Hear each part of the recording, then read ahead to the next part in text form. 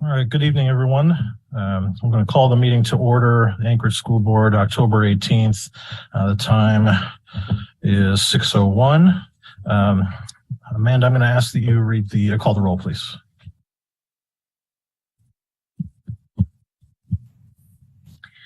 Member Donnelly. Here. Member Holleman.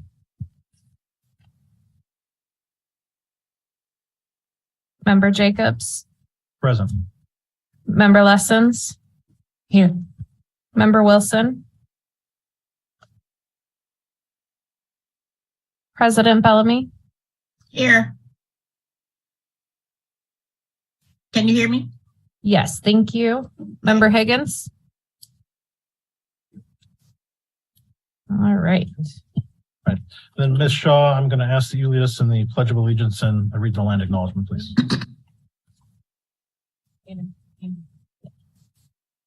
I pledge allegiance to the flag of the United States of America and to the republic for which it stands, one nation, under God, indivisible, with liberty and justice for all. On behalf of the Anchorage School Board, I want to take a moment to recognize and offer gratitude for the sacred ancestral lands of the Dena'ina people. We acknowledge and appreciate that our offices, facilities, and schools are on these sacred indigenous lands, and we honor the traditional care that has been given to this land throughout generations. We are grateful for the opportunity to grow, learn, work, and create educational communities on this sacred land. We extend continued respect for the many cultures, creativity, and resilience of its indigenous peoples. Chanan. Thank you, Ms. Shaw. Again, good evening, everyone. We want to welcome you to our meeting and thank you for attending and supporting the work of the Anchorage School District and this board. The board thanks students, parents, teachers, staff, school business partners, and the entire community for your investment in our district with your time, your talent, and your tax dollars. Next on our agenda is the approval of the agenda. Can I get a motion to approve the agenda as presented? I move to approve the agenda as recommended, as presented. Thank you. Made by Member Lessons, seconded by Member Higgins. Is there any discussion? Mr. President? Mr. Donnelly. Yeah, I would like to move ASD Memorandum 39 to an action item. Yep, Member Donnelly, that's part of the consent agenda. Once we get to that point, I'll ask if any members want to pull an item from the consent agenda. We'll move that to an action item. Okay. Any other conversation or discussion regarding the agenda? Mr. Chair? President Bellamy. Yes, I would like to add an item that we need to take action on tonight to the agenda, and that is our Member Holleman's application to the AASB Board of Directors. Okay, we'll add tentatively. Was there a second? Second. Thank you. We'll add that as a action item G2. Absent any opposition.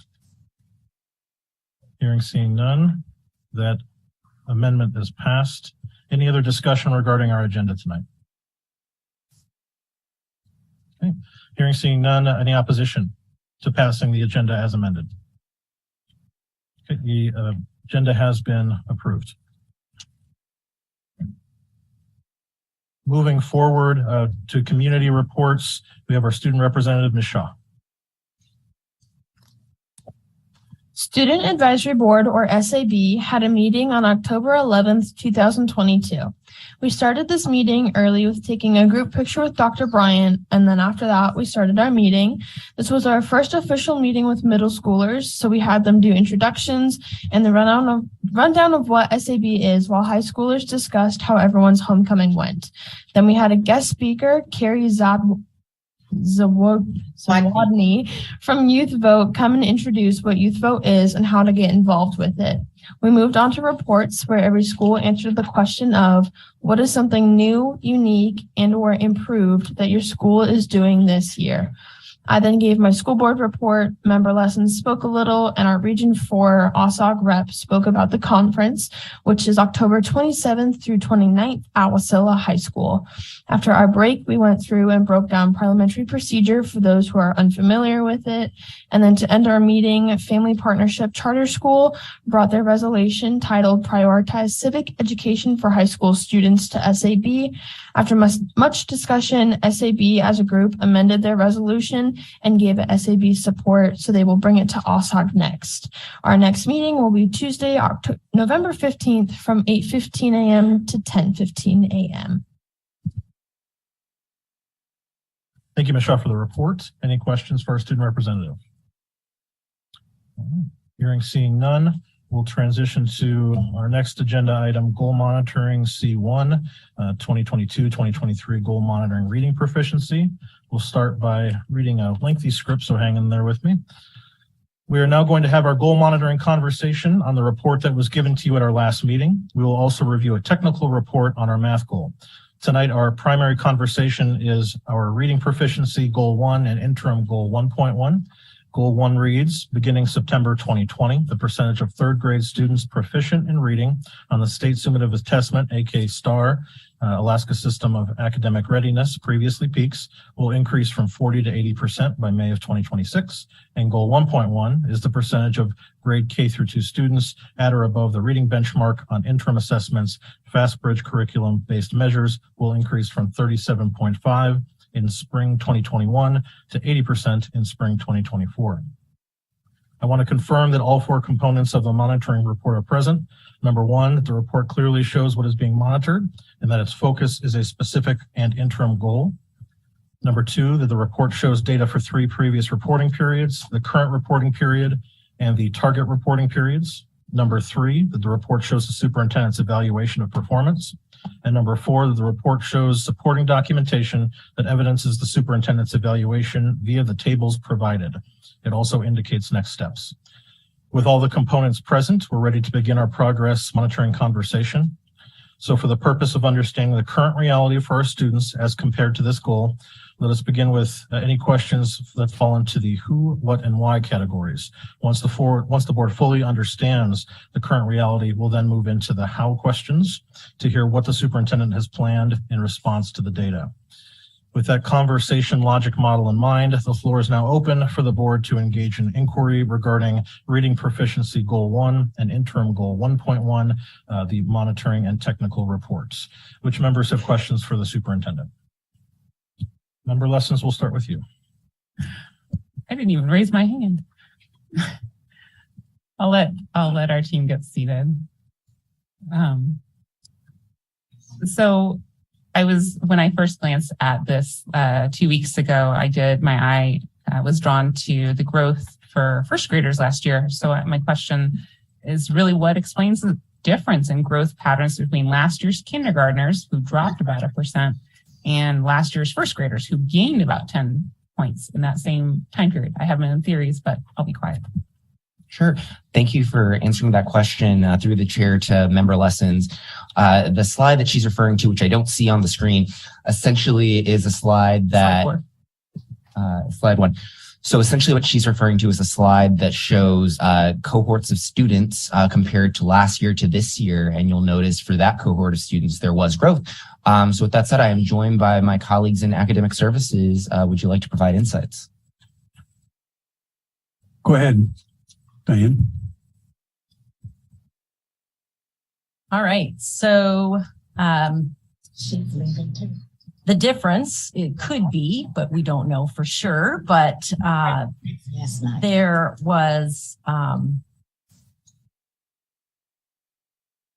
so one thing that you can say is there are different cohorts. So it's hard to determine kindergarten from kindergarten, right? But you can see that we're looking from the kindergarten then to the first grade. Possible things that could contribute to that was we did offer a summer school. So there was a possibility for some students to go to summer school. And we had a very explicit systematic program in place for those students. So that was for first grade, second grade, and on. All kindergarten did not attend that summer school, so that could be part of it.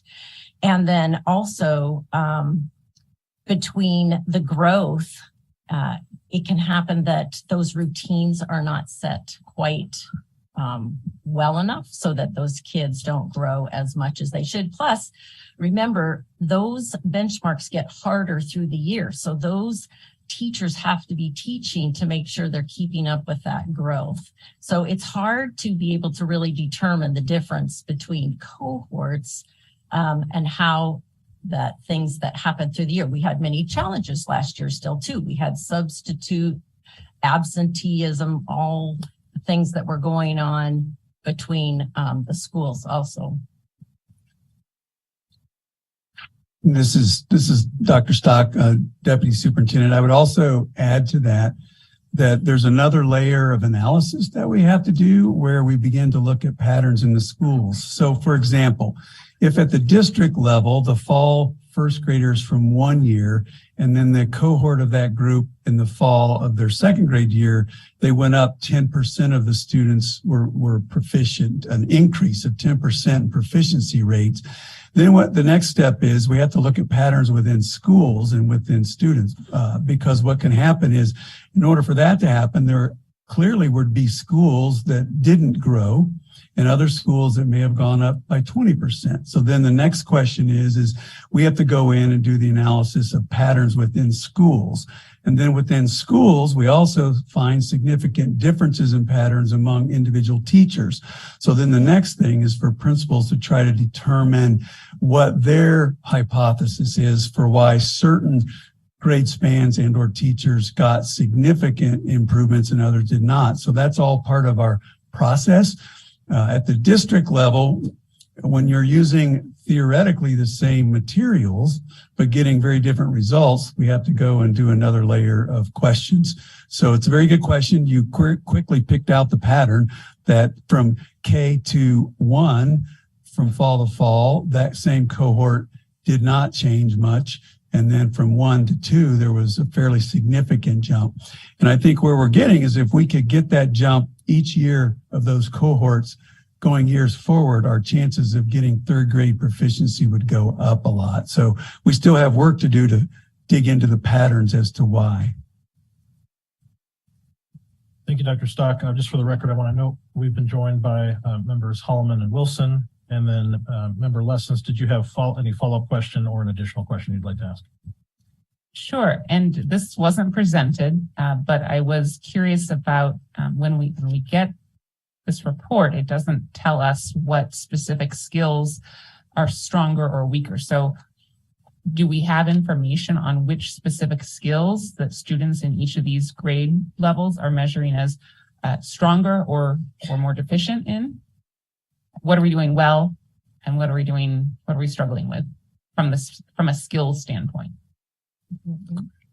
Okay, so definitely we dig down deeper into the district, into the data. That is our whole focus during our MTSS meetings, and we help schools really dig into that data to look down in those sub-skills. Our Fast Bridge assessments do help us identify students, and we look at those sub-skill tests. They have that early composite score, but then we're able to dig down into each individual student and look at, is their phonemic awareness a strength or a weakness? And so, yes, we do identify, and that helps us then determine how we intervene with those students if their skills aren't at the level that they should be at that time. I guess I have a follow-up. I mean, so if phonemic awareness for one student is a problem, and it's also a problem for 10 other students in their classroom, then you have a trend, right? Yep. And so the question is, do we have any trends in the skill aptitude or skill levels that we're seeing? Well, each grade level is different, and at this time, I don't have a district view of per grade what skill is the most in need. again, we really try to individualize at the school level because every school is different, and that school needs to identify in that grade level where are the students' strengths and weaknesses and how are they intervening, how are they building their win time to identify those groups of students. Overall, we know those essential skills that we must make sure the instruction is sound so that they are meeting those little milestones along the way. For example, in kindergarten, we're really going to work on letter sound, and phonemic awareness, right? And then in first grade, we want to make sure that phonemic awareness is solidified. And then that nonsense word it's becoming a real big indicator of reading proficiency, right? So all that, they build on top of each other. So we're looking at very specific ones along the way, making sure they're making those benchmarks that really trend to that third grade reading proficiency. Thank you. Is there another board member with questions? Seeing a no from Member Higgins. Member Donnelly, I see your mic is on. Do you have a question? Thank you, Member Donnelly. We'll head online. Obviously, President Bellamy's hand is up. President Bellamy, the floor is yours. Thank you. So if we can look at slide 5. I'm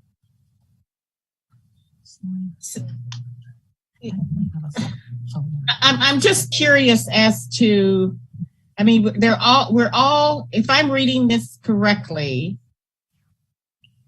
all of our groups are below target except for maybe 6, 7.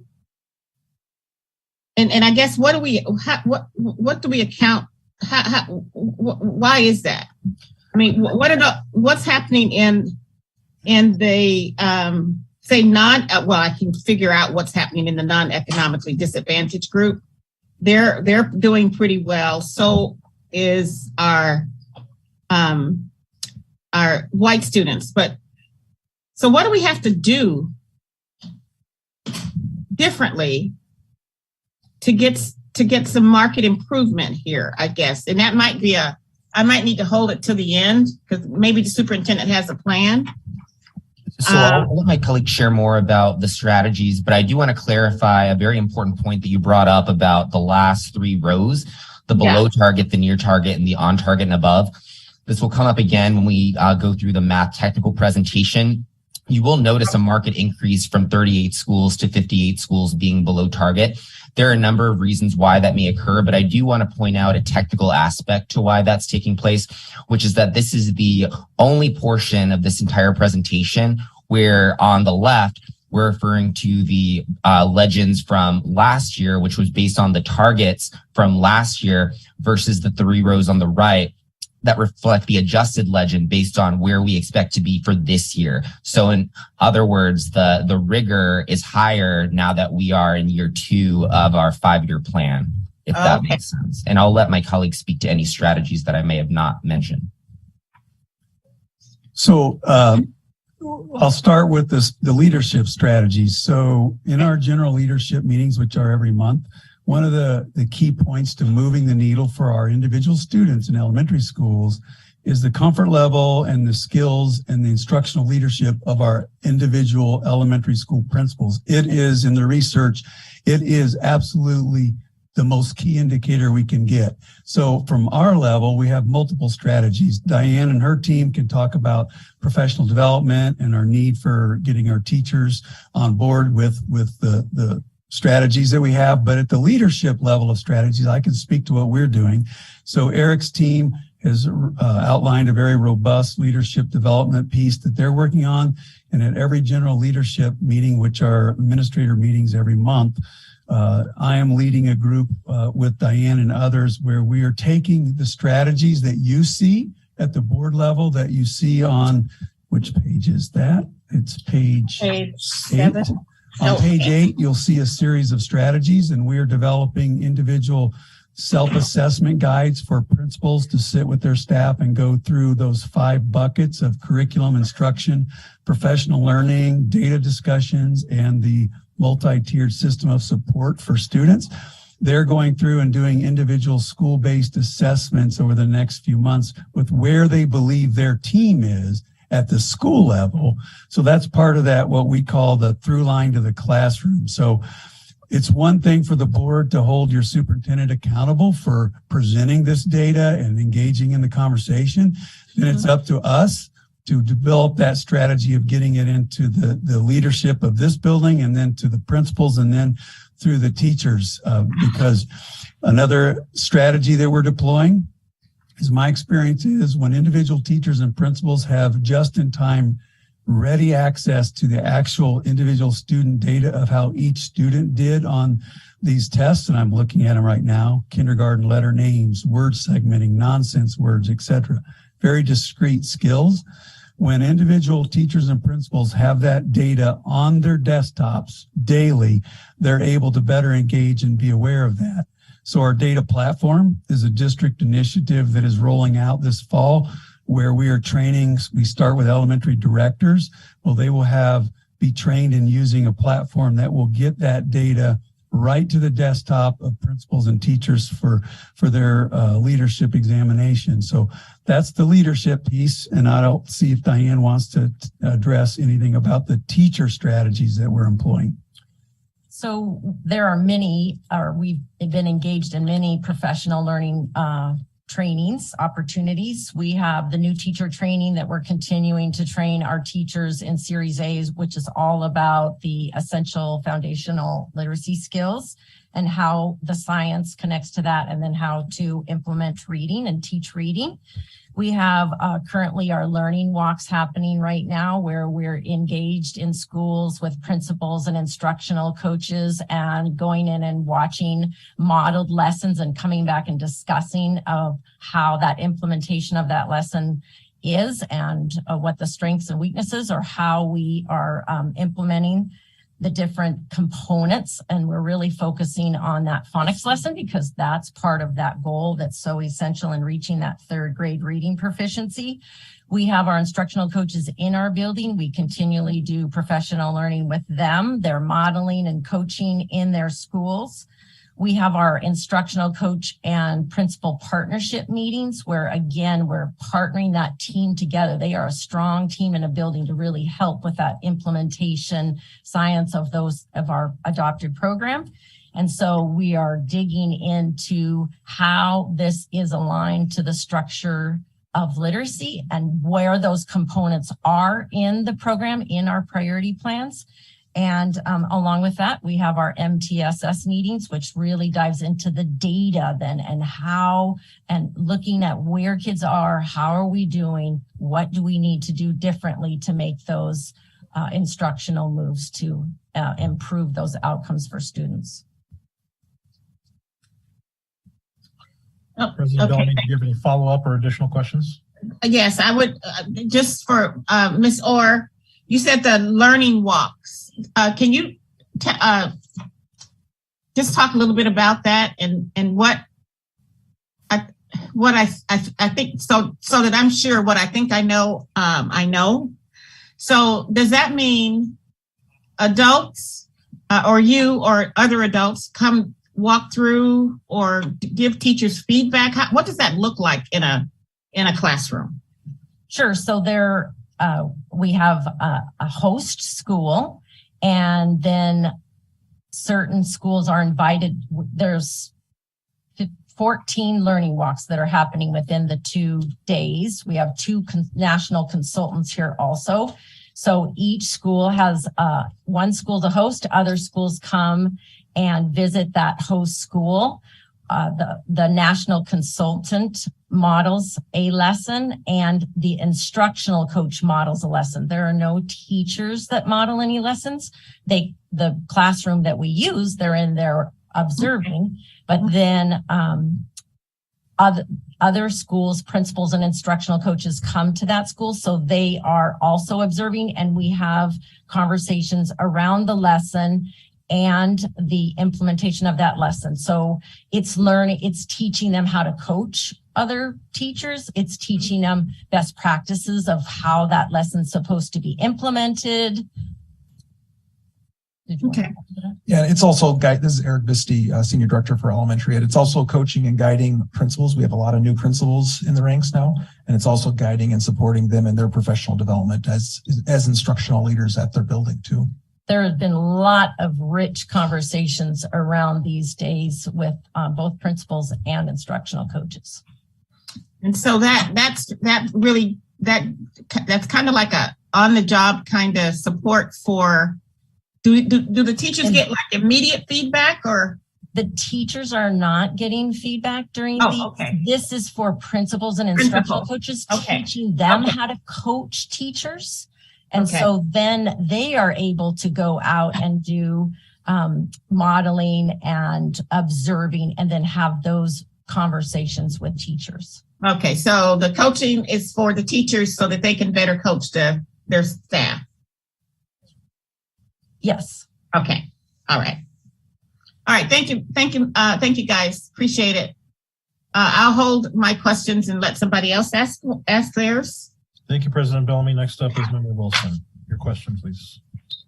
So with the switch from Peaks to Alaska Star, how does that affect the data and our goal monitoring process? So I can respond to that. So our AK Star data is not here yet. We haven't had a chance to analyze it.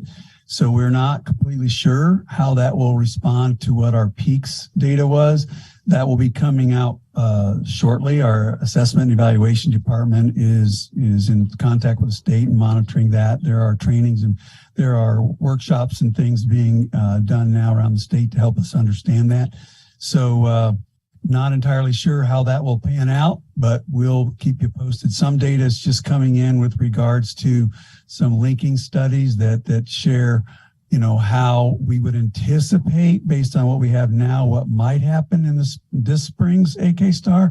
We haven't had a chance to analyze any of that yet. Member Wilson, any follow-up question or additional questions? Not at this time. Thank you so much. Thank you.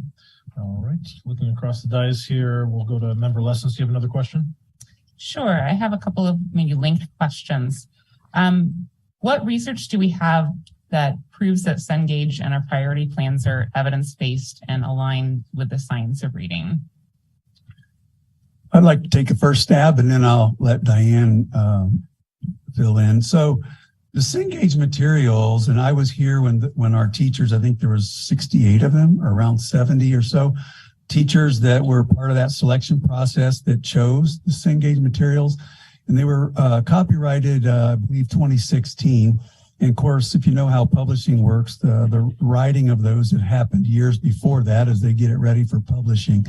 And at the time, so that would have been in the early 2000s, but early 2010 and on, they were working on it. The value at the time was to provide high quality, nonfiction based reading materials for students. And so that was probably one of the more attractive features of the Cengage materials, is that they had so much rich thematic based units that were built around nonfiction, which was relatively new. Until that time, everything was sort of creative stories, if you will.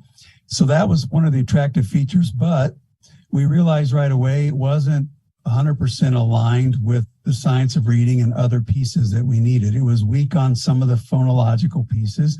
I know there were also some writing components, and there were parts of what was then, you know, talked about a lot as the Common Core curriculum pieces that had some basic skill gaps in it. So I sat in on those meetings and watched them put butcher paper all over the wall and watched our teachers go through a very intricate week's worth of writing where they were trying to realign better with what we knew our kids needed in reading. Part of that was what came out of that was what was called the priority plans. I think if I remember right, our teachers and folks estimated to do Cengage the way it was written would take about 5.5 hours of reading per day. That's definitely not doable. And part of that is because when publishers write those materials, they want to put everything they can possibly think of that any adoption committee might like. That's how they sell them. And so our teachers had to go through the 5.5 hours worth and find things that We believed if we selected those items and made sure we did them in a scope and sequence, our chances of kids coming out reading proficiently would go up. That's where the priority plans were born. Written by our own teachers, their best judgments of what we shouldn't leave out, if you will. They also wove additional writing components through that, and that became known as the priority plans. And for schools that were really struggling, what was called priority plans plus. So I think you'll find, if you've been looking around, you'll see that as science of reading has gotten a little bit more sophisticated, you'll see newer programs that may have some of those components written into the program that aren't our add-ons. We also have the Haggerty phonics pieces we've added to beef that up. And so I'll let Diane explain any more details about it, but that's kind of where Cengage was born. And I know we don't have any idea where that will fall on DEED's list of approved materials in the new reading acts. But we have tried to beef that up with our own add-ons to make it more reading friendly. I think the only thing I would add on is that the science of reading may be a new term, but it's really what we had called scientifically based reading research, SBRR. And though the difference between maybe the National Reading Panel and the science of reading is that now we have multiple studies across many countries and many languages. And then IDA really termed that science of reading to be structured literacy. And when we talk about structured literacy, there are three overarching components of that, right? You have, it needs to be systematic, it needs to be cumulative, explicit, and then diagnostic. So when we talk about what do we do in Cengage with our supplemental pieces and that are overlaid on it, that's exactly what we did to make sure we were following the SBRR, which is now the science of reading. Is it systematic and cumulative? Absolutely. That is a publisher's job to make sure. And now that it was published in 2016, after the Common Core State Standards, they did make sure that was systematic and cumulative. Is it explicit? Well, that's why we overlaid the instructional routines. Those were reading first, direct instruction routines developed by some of the top DI researchers in the country, Kamehameha, Carnine. We know those have the brain research backing to those DI instructional routines. The priority plans, like Dr. Stock explained, they outline exactly those scientific pieces in that day of instruction, that the must-dos not to leave out. That whole core phonics lesson. Is it, I mean, I could really go into the weeds here and maybe I shouldn't. So as we really think about our program and what we've done to align it, yes, as we know structured literacy, we are doing what we should. You have lessons follow up. It's a little off the cuff, but an educator recently shared that teaching with the priority plans and the materials is a little bit like going to Benihana, right? You're doing this and you're doing this and you're doing this all at the same time. And I think that's important to just air and acknowledge. Absolutely. I'd be interested in what's next if there are other programs that have components included that might be more in line with the direction that the state is going. But my second question is really related to the question of evidence. And I'm unclear on the evidence-based and grade appropriate resources that teachers of below proficient second graders are receiving. Because if you look at, actually, I think this slide, it shows that the K1 star binders for K1 students, but phonics for reading, if you look at the description on the publisher's website, is designed for third graders, but it's being used in our second grade classrooms. So what happens to below proficient second graders? What do they get that's targeted at their needs? Below proficient second graders. Okay, so yes, we do use phonics for reading as an intervention for our below second grade readers. I understand it says currently that it is for third grade and above. However, when you pick interventions, and this intervention has been an approved supplemental intervention in Reading First and currently on the AK state website, you have to look at when you're picking interventions, you have to look at what aligns best with your core program. So the scope and sequence of phonics for reading aligns nicely with our Reach for Reading Cengage. So when you think about a second grader and have fallen behind, it means that they're lacking in their phonics or phonemic awareness. So that's our job, to figure out those diagnostic assessments and figure out exactly where they are, and then take them back to that point that they need instructionally in that phonemic awareness phonics continuum. Phonics for Reading allows us, because of that really nice scope and sequence, to be able to know exactly where to place them to provide that explicit instruction that they need. Is it the only one? Probably not. It's right now, at the time when we were developing our reading plan, it matched what we needed for that time. Thank you, Member Lessons. Member Higgins, I see your mic is illuminated. You have a question? Thank you. Yeah, I'm looking at this from a standpoint of every kid and saying, okay, if you're in first grade and you're reading at kindergarten level, you're in second grade, you're in third grade, of at least advancing a full year and advancing and making progress towards it. And I'm looking at the kids that are in third grade reading at fifth grade level, that they're going to continue to grow. And I hear the intervention issue, but during the classroom itself, during most of the week, what are they getting? Are they getting different reading material that advances it? Are they getting higher level reading material for the same subject? Or is it just limited to the intervention time? Because from I'm concerned about all kids academically advancing a full year. And I'd like for them to, obviously, we're way behind where we need to be to help these students be successful. But I also don't want to focus only on that grade level. I want to focus on advancement every year. What data do we keep to show that they're advancing full year, so that somebody in third grade reading at fifth grade level, in fourth grade they're at sixth, is important, and not just here's a 45-minute segment of time, but what are they doing during the classroom time?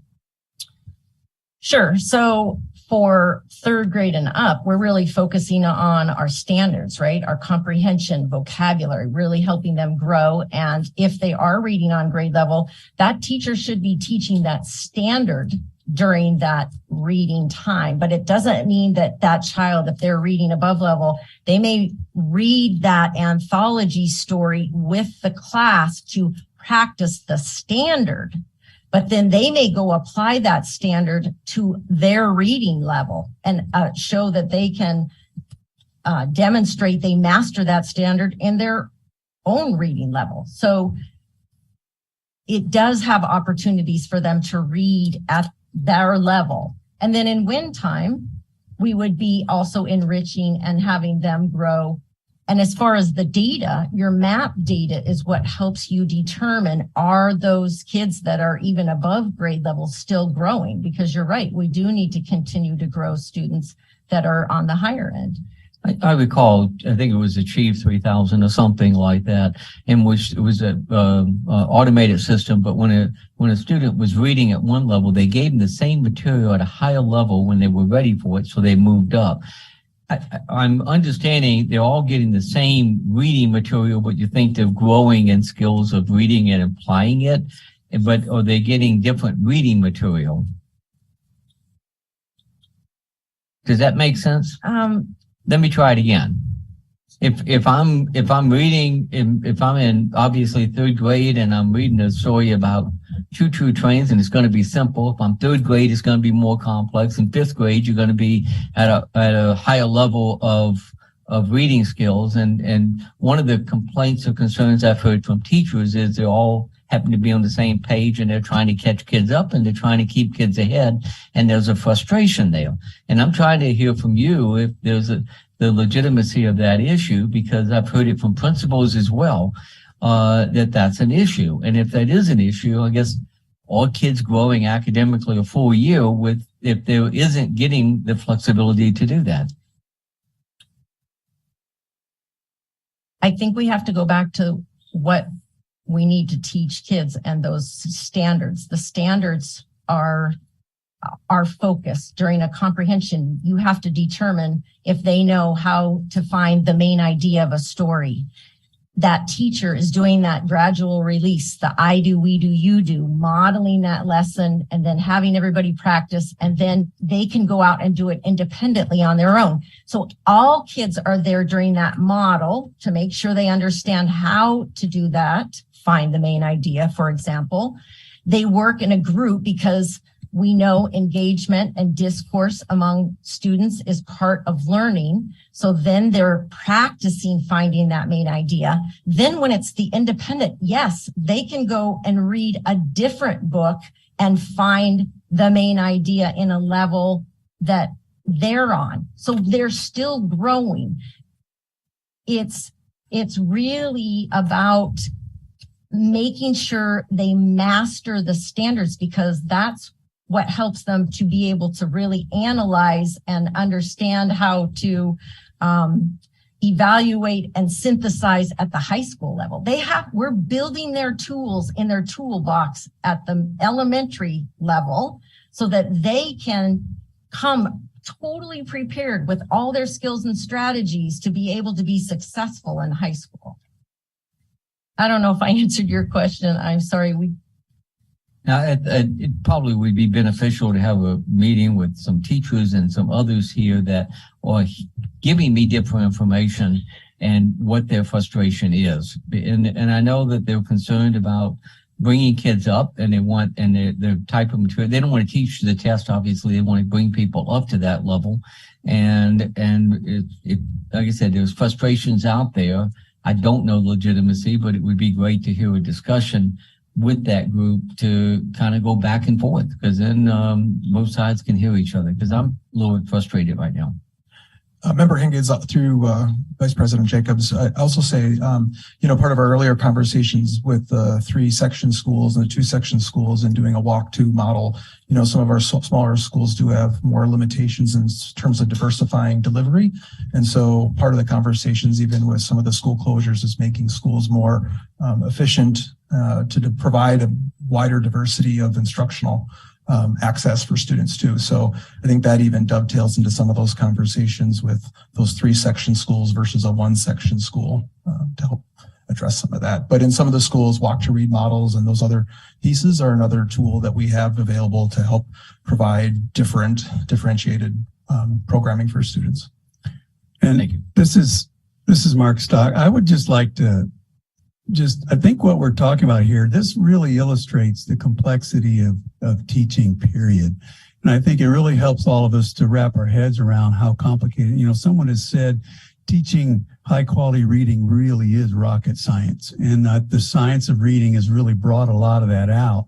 And the last several years have been particularly challenging for America's youngsters when it comes to those early grades and what they were not able to get because of the lack of in-person schooling and so on.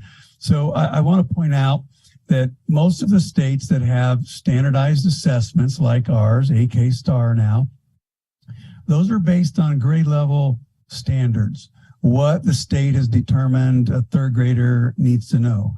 Well, we all know that there are 3rd graders coming in 2 grade levels behind and 3rd graders that are 2 grade levels ahead. And one of the challenges is we can't ethically not expose students to the grade level work that they're going to be held accountable to.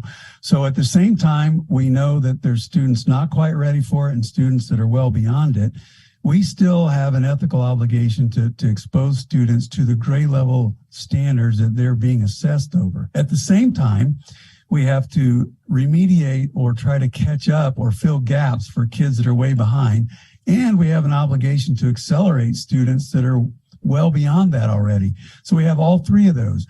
And what's happening is that what it takes to be a teacher today with these expectations is really challenging. So the whole school has to be part of that process. And so they may have to go down to get some acceleration or to get some remediation to support the classroom teachers' efforts. And I just want to point out that we're solution oriented. This is not about blaming the school or the teacher or the principals. It's about us getting together and trying to find solutions.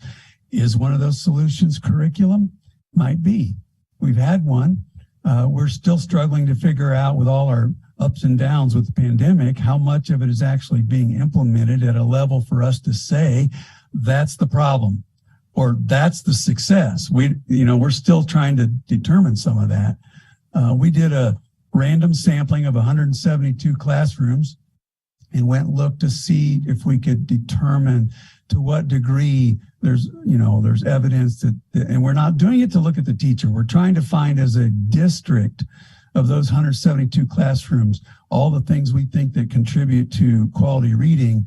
Do we have enough folks doing it well for us to say that's the curriculum's problem, or is it an instruct professionalisms to get our people together and do solution-oriented discussions around that? It's very complicated. It's not a fault of anyone, but we all are aware that our students are not progressing well in reading, and we really have an issue that we have to get to the bottom of. Thank you, Dr. Stock and team. Member Higgins, any follow-up on that? My only concern there is the necessity of, I don't mean as bad as it's going to sound, but teaching to the test. We've got to make sure they're ready for the third grade for the test. And the emphasis there isn't necessarily in the best interest of the student. It's best interest of results that you can publish or something. I really like the Achieve 3000, where you had a classroom, everybody's reading the same story at different grade levels. They're all advancing faster.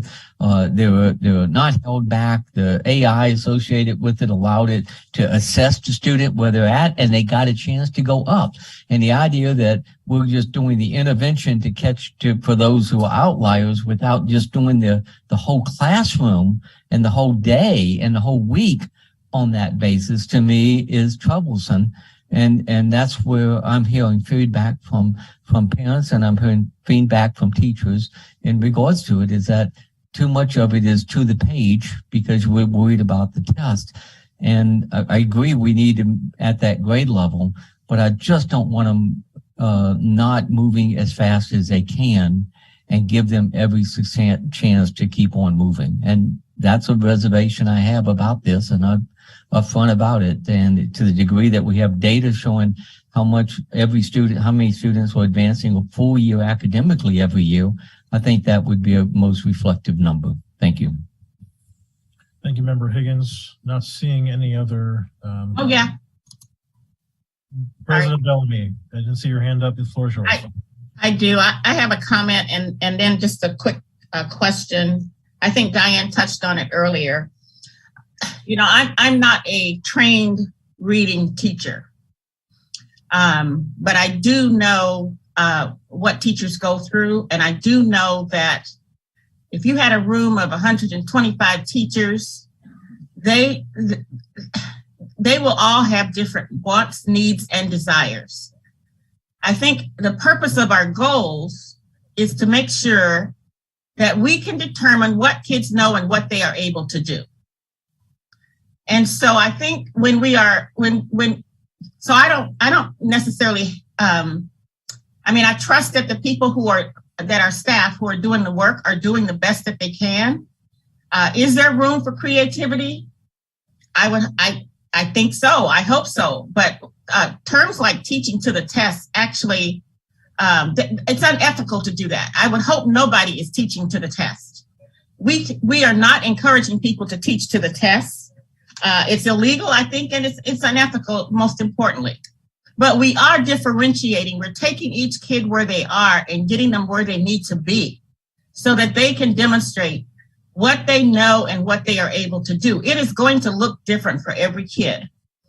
My question, though, is we learned a lot from summer school. And so, Diane, if you can take us through that, because I recall getting the little the notices every week we knew where children were, at least in my house, in the schools that I visited, parents were given updates, they were given reports, they were involved in the data. How do we duplicate what happened in summer school? First of all, what were the positives, and can we duplicate that?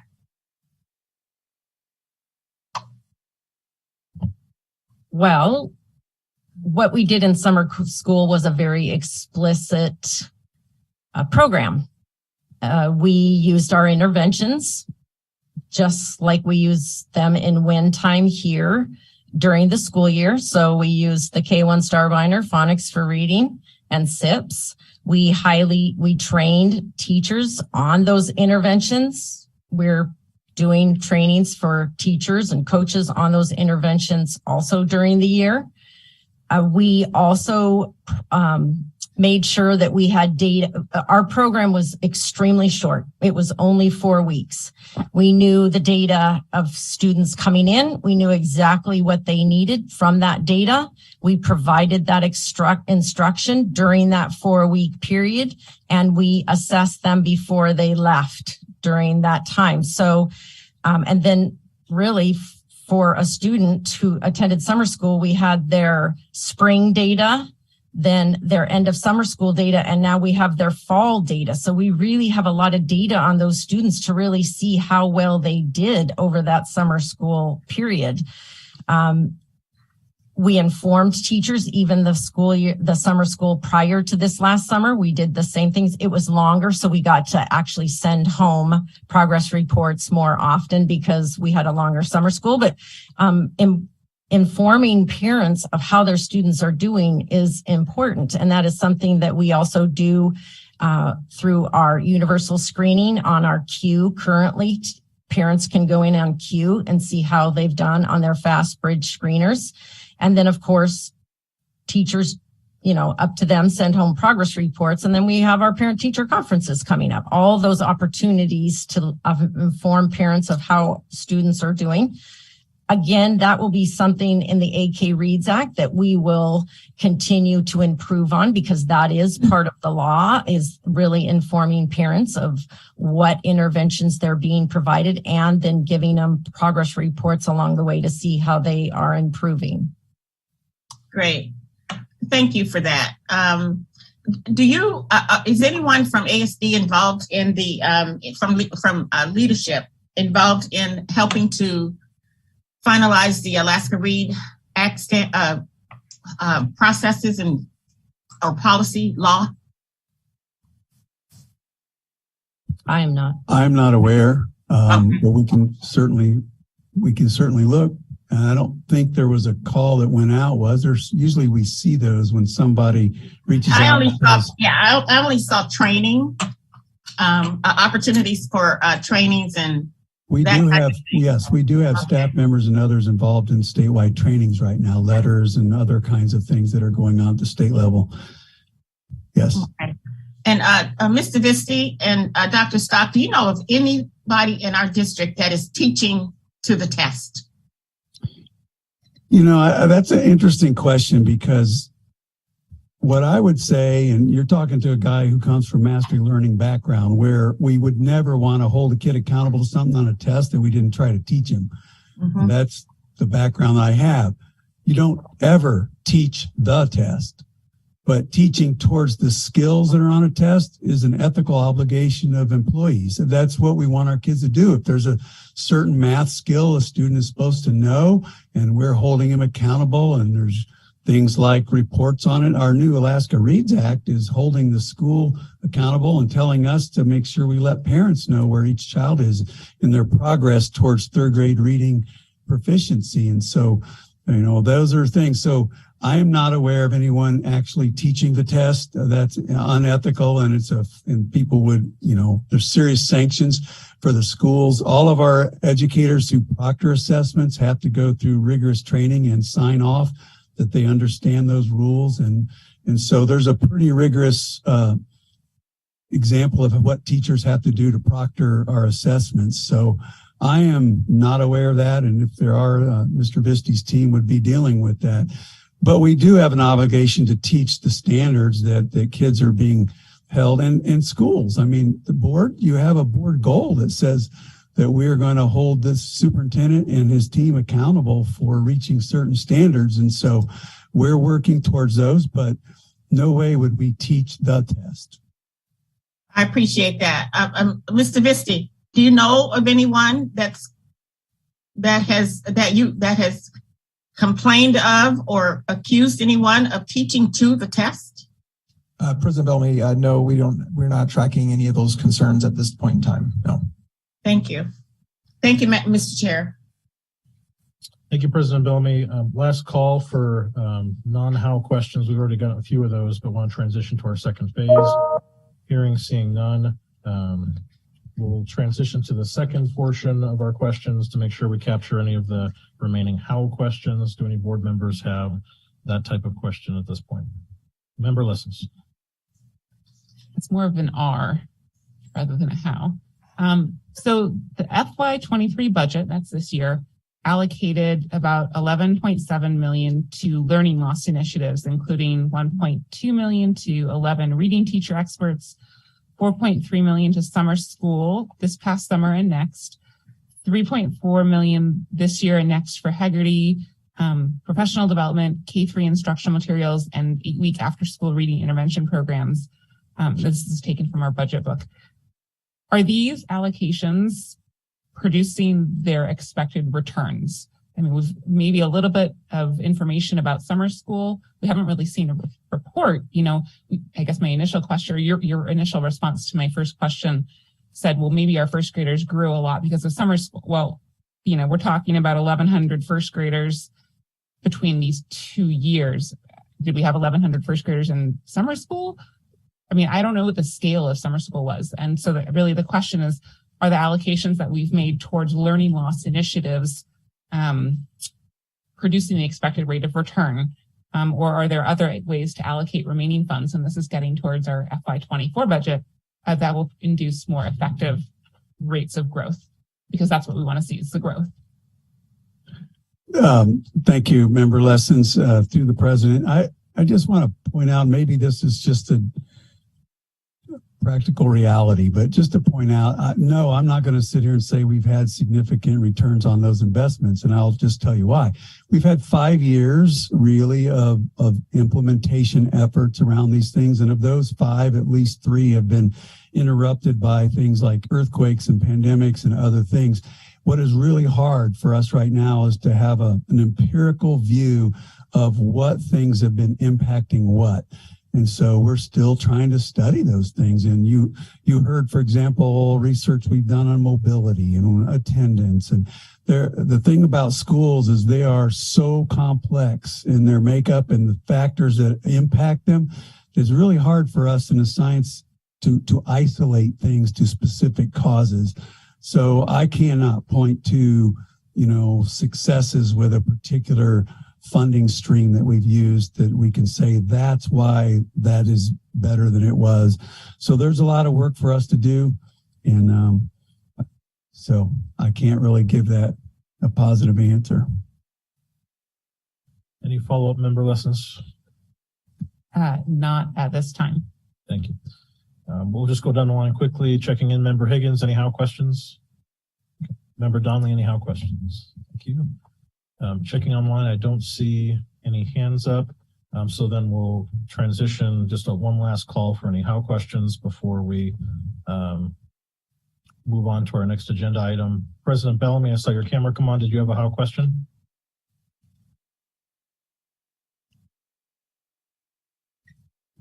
I'm good. Thank you, Mr. Chair. Perfect. Thank you. All right. Last call for any questions on the report presented before we move on. Just one update. I was notified. We do have an Anchorage teacher on the AK Reads. We have an AEA member who is on that state AK Reads committee. Thank you, Dr. Stock. All right. Last call for questions. Hearing, seeing none.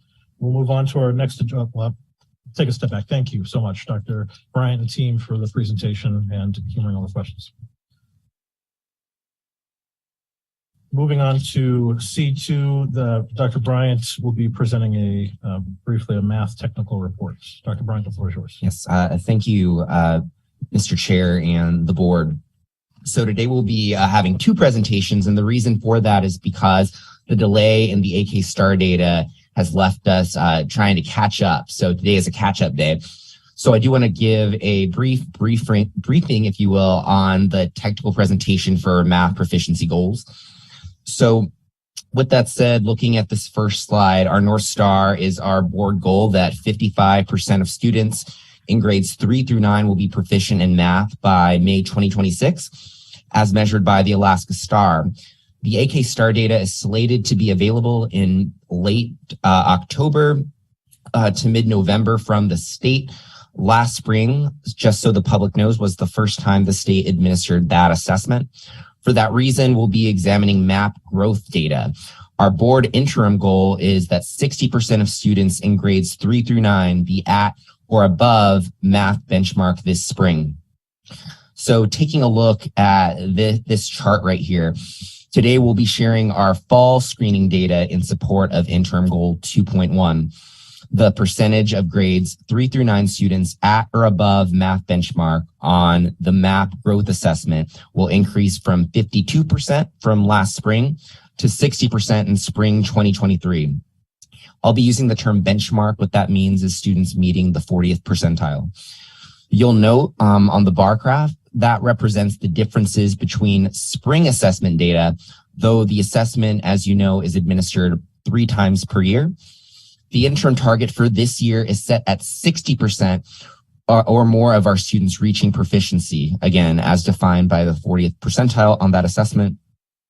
This is something that I touched upon last year. The MAP growth color legend that you see at the very bottom that goes from red to blue, that adjusts our adjusted interim target.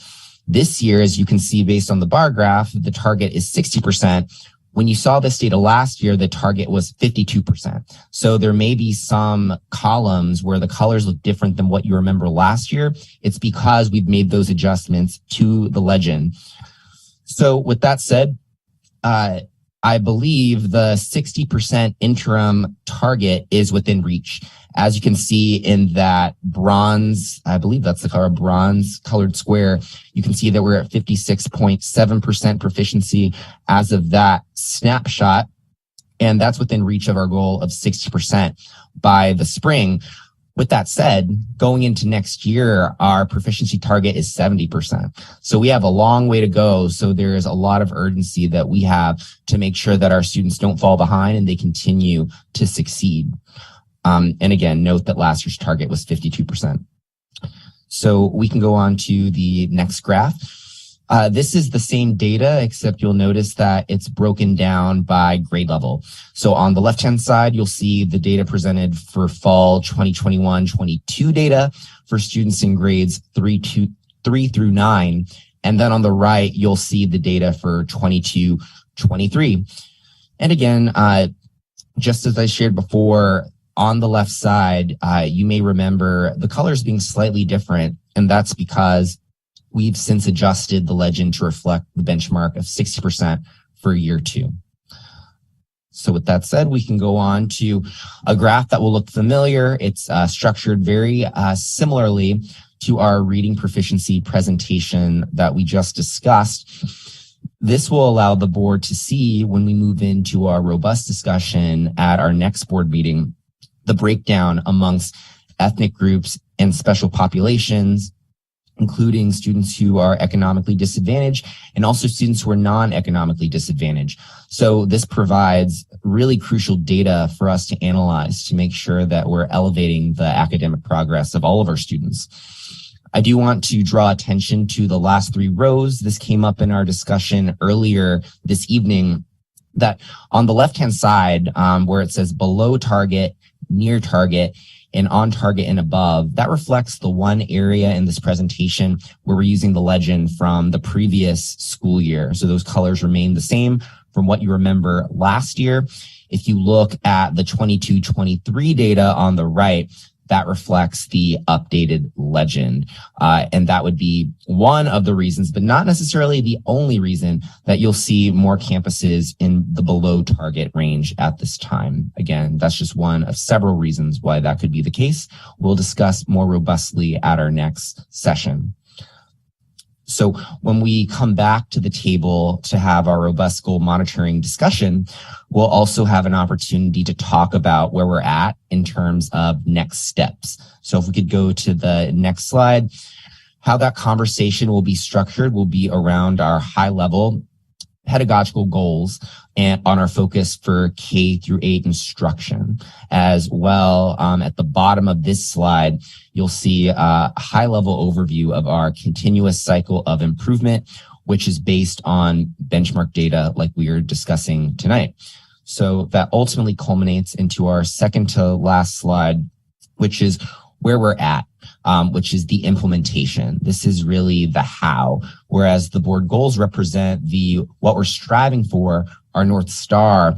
These represent the strategies across a number of different dimensions that you can see below, one of which would be our multi-tiered systems of support, our data discussions, professional learning, instruction, and curriculum. And we believe that these tenets collectively will inform the administration's implementation strategy. So I know that was a lot of data, but the purpose of today is just to give you an opportunity to ask any clarifying questions on definitions or what particular columns mean. This is structured very similarly to the reading discussion slides that we just discussed. But at this point, I welcome any technical questions in preparation for our robust academic discussion next board meeting. Thank you, Dr. Bryant. Board members, are there any immediate clarifying questions on the report we just reviewed, knowing we'll be having a full session of data and goal monitoring here in a few weeks? Not seeing any in the room, and I don't see any hands raised. I see Member Wilson just raised her hand. Member Wilson, the floor is yours. I would like some clarification, not right now, but hence the request now, to see if I can get the data for 6th grade math for elementary students and a separate data for the middle school students that are the 6th grade students that are in middle school, just so I could distinguish and see the difference, since half of our students virtually are in the middle school and of 6th graders, and half of them are in the elementary school. So I just would like to put in that request. Absolutely. Thank you, Member Wilson. Any additional questions before we move on? Hearing, seeing none. Thank you, Dr. Bryant, again, and team for the data presentations. Did that include questions on matters other than the report? Where our agenda topic, Member Donnelly, your question is, should it be limited to the report? And we're on the topic of goal monitoring. Do you have any goal monitoring questions? No, not at this time. Okay, thank you. All right, moving on. The Section D, public comments. We'll read an introduction to public comment. Welcome to the school board's first opportunity of the evening for public comment. The board has set aside a 1-hour time slot at the beginning of our meeting for public comment. Public comments in excess of 1 hour will be heard at the second opportunity at the end of the meeting, or comments can be submitted in writing. During public comment, board members will not answer questions or engage in a discussion with members of the public. This is the public's time to speak and the board's time to listen. The school board welcomes the public to observe and contribute to our meetings through their comments. However, to be productive, our meetings must be structured and civil. ASD conducts public meetings under Robert's Rules of Order, a set of rules for orderly meetings that have been used since the late 1800s. Those rules require the board and the public to be civil and respectful of each other's opinions and statements. Here are a few requirements under Robert's Rules. Number 1, do not attack a member or speaker's motives. Number 2, no profanity or foul language. Number 3, refrain from disturbing the meeting. No cheering, applause, outbursts, or waving of signs or posters. Number 4, if you have handouts that you wish to share with the board, please give them to our secretary, Ms. Foster, who is seated to my left. As the president of as the chair of the board tonight, it is my duty to enforce these rules of civility and decorum. As such, and consistent with Robert's Rules of Order, I have the authority to rule any speaker out of order for violation of these rules or failure to conduct themselves in a civil manner. Additional details and information can be found in the handout located at the door regarding audience participation and rules of our boardroom. With that said, our first speaker who signed up in person is Lika McCauley. Oh, I apologize. Thank you, Ms. Foster. We have one student speaker who gets to be heard first. It's Yint Aung via telephone.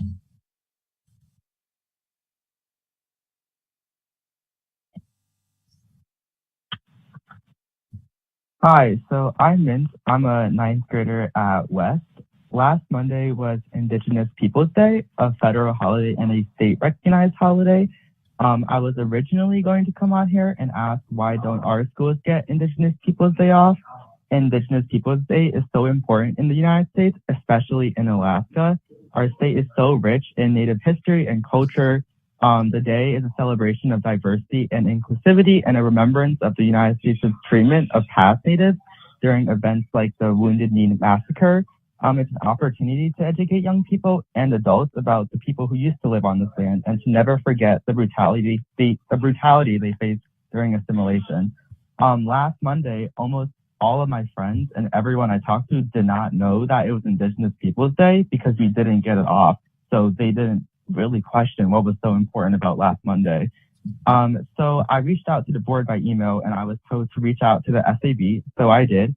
I was then told that we will get the holiday off next year, which is awesome. I'm very happy that Indigenous Peoples Day will be properly celebrated and recognized in the coming years. Although it should have been done a lot sooner, there's no point in holding a grudge. So thank you for that. Thank you for your testimony. All right, moving on to community speakers, Lika McCauley.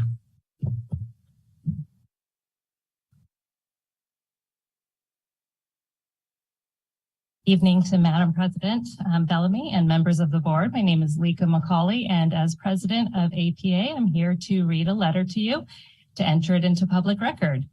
Dear Anchorage School Board, the current contract between the Anchorage Principals Association and the Anchorage School District is set to expire after June 30th, 2023.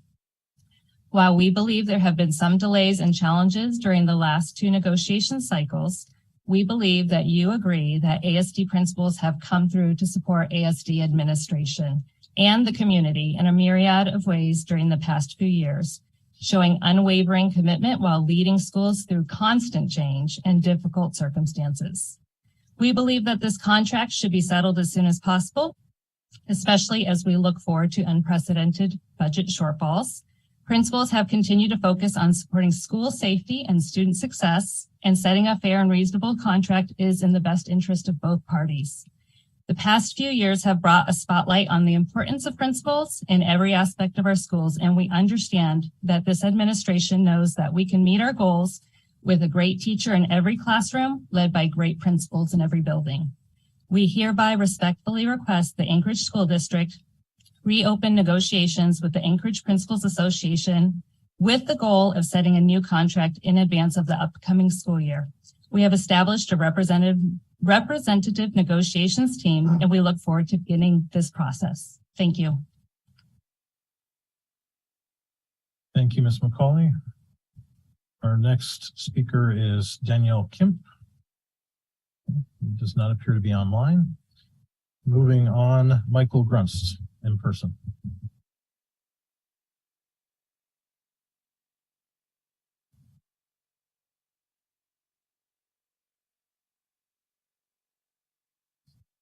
Good evening. My name is Mike Grunst, and I am both a graduate of the Anchorage School District and a parent of two children in the Chinese immersion program, an elementary kid and a middle schooler.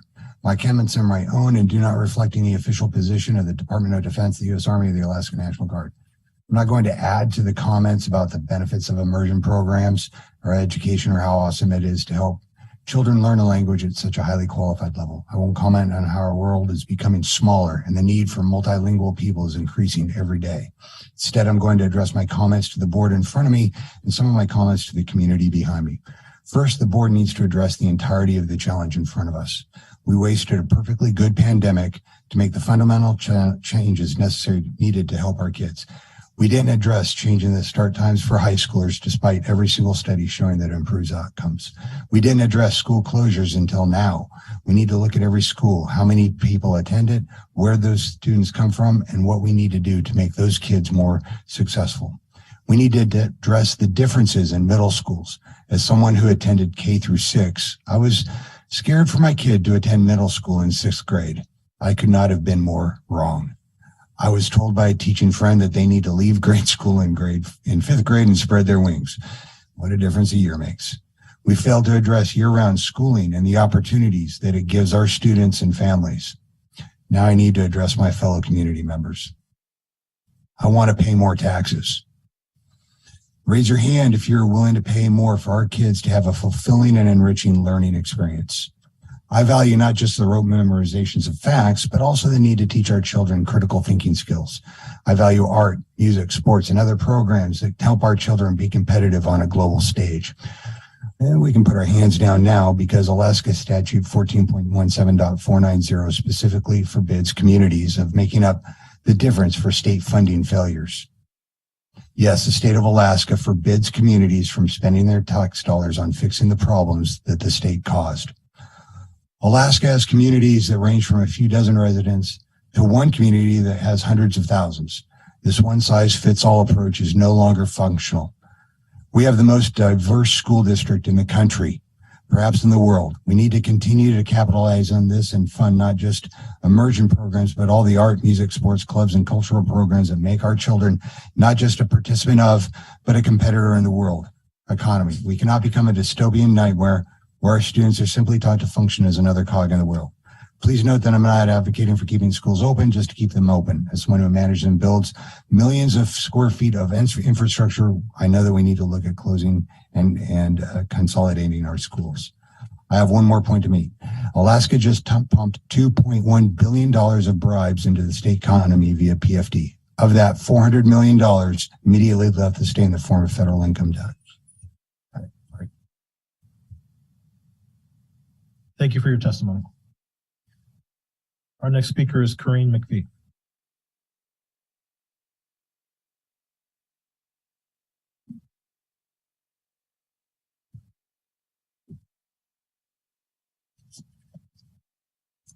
My name is Corrine McPhee, and I'm a retired ASD employee. I'm speaking tonight in support of elementary band and orchestra. One of my 2 ASD careers was being a music teacher, mostly band and orchestra, with 22 years in ASD, and before that, 2 years in the Valley. I got my start playing in the band at Chester Valley, continued at Clark, and graduated from Bartlett. Because of the great music training I received, I earned a full tuition music scholarship to college, got my degree, and came back to Alaska to teach. Many of your current and retired ASD music teachers have similar stories to mine. I had the great joy of teaching at 2 of my alma maters, Chester Valley and Clark. I play in the Anchorage Symphony Orchestra, and I'm proud that some of my former students and many other ASD alumni also perform with the symphony and with many other music groups in town. The award-winning ASD instrumental music program with multiple Grammy Awards and a recent Performing Arts School of Excellence Award has strong support in our community. It's a point of pride. It's highly valued because it's one of the best things we do for kids. Elementary band and orchestra are curricular subjects taught during the school day. It's not a pullout. The structure of elementary band and orchestra is key to its success.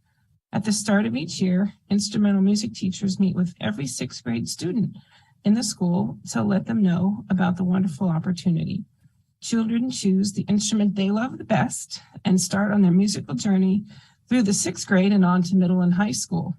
Speaking of secondary school, consider the fact that many of our secondary music programs have very large ensemble classes, intentionally, with 50 students or more. They can serve and do serve large numbers of students in the same room at the same time. No other core class or elective is as cost-effective as this.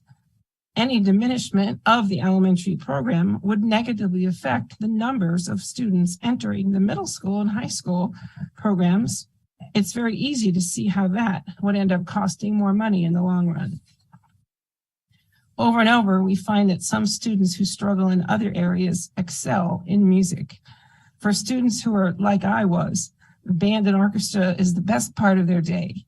It becomes the reason they love school, the reason they stay in school. Elementary band and orchestra have been an important part of the ASD curriculum for a long time. In fact, since the Kennedy administration. Let's make sure we keep it around for the benefit of our children in the future. Thank you. Thank you for your testimony. Our next speaker is Stephanie Cornwell via phone.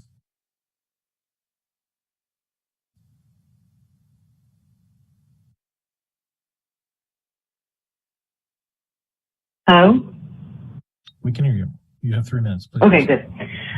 Hi, my name is Stephanie Cornwell. I'm a former ASD employee. Was a statewide special ed administrator, parent, and taxpayer in the district. It's really hard to listen to all this testimony and figure out what to use your 3 minutes for to actually speak. But what I want to do is what I intended to do tonight is to share a positive story. I'm sure the board doesn't get to hear enough of these. Since I left ASD and state stuff and university stuff, I've become an advocate for families with kids with special needs. It's a challenging role, and having sat in the general ed teacher, the special ed teacher, intensive needs teacher, administrator, and parent seat, I understand what everyone's going through. And my goal is always to find solutions that work for everyone. It's not often going to be easy. There's no easy button, but we can, if we can have those conversations, the difficult conversations, be real about the difficult situation we're facing, there is a way to reach good things. And last week I was advocating with a family, and we got an email about a meeting that had 6 folks that they had director or senior director in their title. And in my 20 years experience, having that many people with that title in their name, showing up to a meeting with one parent, it doesn't usually go well. But it didn't start out going well, but at some point it turned. And this parent, myself, and everyone at that table, Zoom table, was able to find common ground, to have a real conversation about what we were really facing. And good stuff came from it. They were actually able to address the concerns the parent had, that I brought up, that they had, and make a plan to address that in this next week. And that's kind of what we have to do. And, this is a really awful time. We can't deny the reality that we're facing. It sucks. But what's going to define us is what we do with it. How do we bring together the community, the staff, and everyone in between to work together to find solutions? There are people out there. Ms. Cornwell, thank you for your testimony. Our next speaker in person is Corey Ice.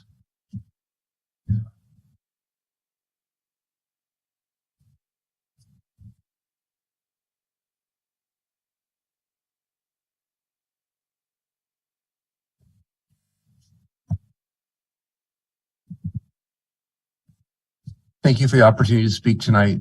I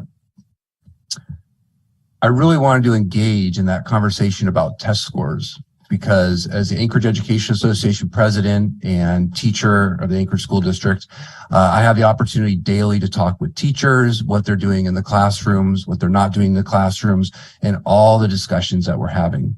It is not the proper place to talk about philosophy here, teaching philosophy versus the research behind what we're doing in our classrooms. But together we own those scores for sure. But But what we're doing in the classrooms every day is dwarfed by the problems we're also, our teachers are engaged in every day. Staffing shortages, constant behavioral concerns, class size. We're talking about increasing class size as part of our solution to the budget deficit, but also the mental health of our families and our students and all the trauma that has taken place over the last couple of years. We talk about these test scores a little bit in isolation of all the other challenges that we're facing. I think we should debate what we're doing in the classrooms with our students every day.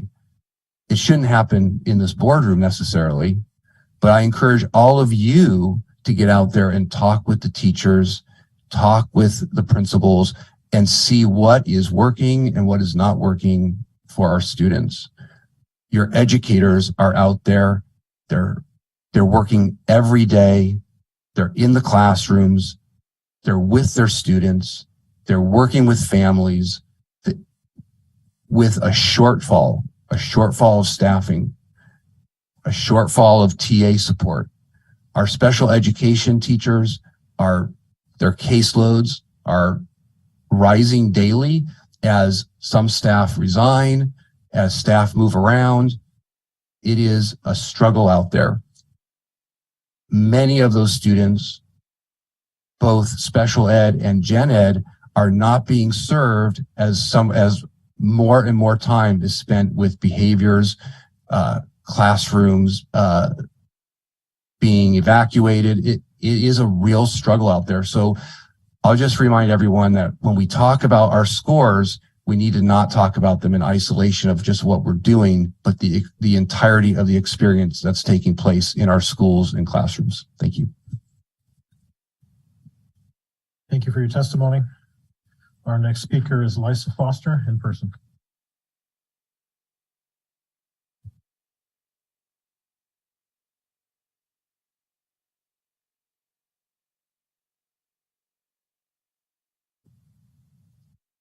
It's actually Lisa Foster, sorry. I just want to talk to you about ASD Memorandum 39, the proposal for the land acknowledgement. I so totally acknowledge that the history of the country, the world, has never been good. And we all make mistakes and we all have problems. But the land acknowledgement, from what I see, is not necessarily a solution to a problem. Just heard that there are several behavioral issues that are inherent in the system and in our kids, and I see it every day. But to ignore that and say that let's go ahead and do a land acknowledgement, you're kind of degrading the Constitution of the United States, I see, and the Declaration of Independence says we're all equal. We're all working together. We're all trying to be unified. That's what I like to see, and that's what I want to see. I sub almost every single day, and I see these kids working together to engage each other, to get better, to make themselves students who have the ability to go and be leaders in the community. That's what I like to see, and that's what I push for every kid that I see. The land acknowledgement is what I look at it and I'm like, what is this doing to our kids? What is this doing to everybody together? It is almost a divisive thing is what I see. I see that you're putting one culture above other cultures. A lot of people can say, well, the whites have been above everybody else for a long time. Well, that's not where we want to go. I don't think that's where I want to go. I want us all to work together and be a unified Anchorage. I am so proud to be a person that lives in this United States. I don't have to worry about fleeing from Venezuela or from Russia or from China because of the repressive policies. I want us to work together and build consideration and respect for one another. But that comes at the baseline of the kids in each and every school. When I walk through classrooms and they're saying, good morning, Mrs. Foster, or hello, Mrs. Foster in the hallways. And then I walk through other schools and I don't see that respect. And then I definitely walk through Cars or Fred Meyer's and I don't see that respect from the kids. Where's that coming from? So I think it needs to come from us, and I think we need to be working together to provide that unity. But I don't think this land acknowledgement is what it is, because again, it's putting one culture above the other. And I see us needing to be unified more than that and not diversified. Thank you very much. Thank you for your testimony. Our next speaker is Cindy Fryer.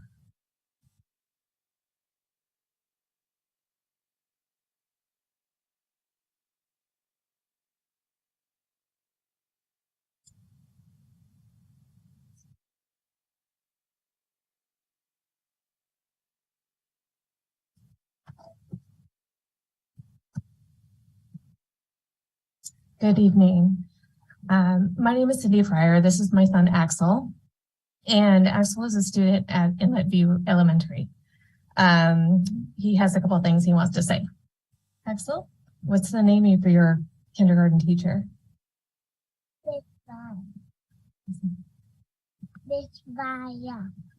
And do you walk to and from school?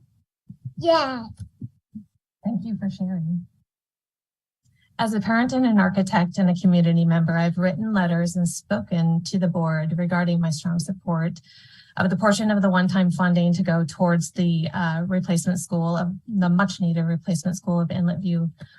And today I have questions. These are questions that we ask around our dinner table.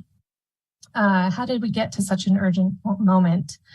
As elected governance, the board points their finger to the voters and to the legislators. And as voters, we point our fingers to the legislators and the board. And in turn, the legislators point to the board and the voters. And it's clear that little is accomplished this way. What's the answer? In an effort to find answers, I turned to the ASD website. Did you know that the Anchorage School District will train anyone on how to write grants to benefit our kids?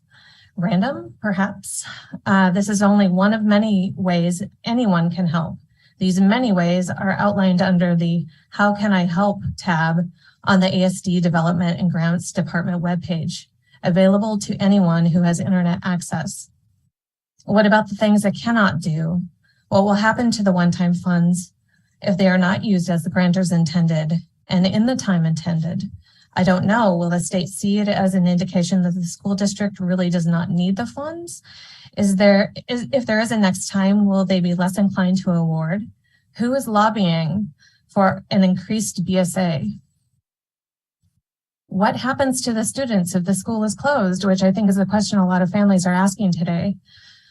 What building will we walk or ride our bike to? What about the IB program at Inlet View? For these kids who have been afforded the International Baccalaureate program in their classrooms, will this opportunity go as the school goes? My family is concerned and invested. Who is taking action? Who is doing the hard work? Maybe you are, maybe you're not. As facilitators of the Anchorage School District, your hard work in this term must ensure that our community is never again in the position we are in today. Will we continue to point fingers, or will we all do our share? Again, please consider the funding for the school. Now is the time for Inlet View. Please find a path forward and help these deserving kids grow in the environment they are meant to be. Thank you so much. Thank you for your testimony. Our next speaker is Rachel Berenbaum in person.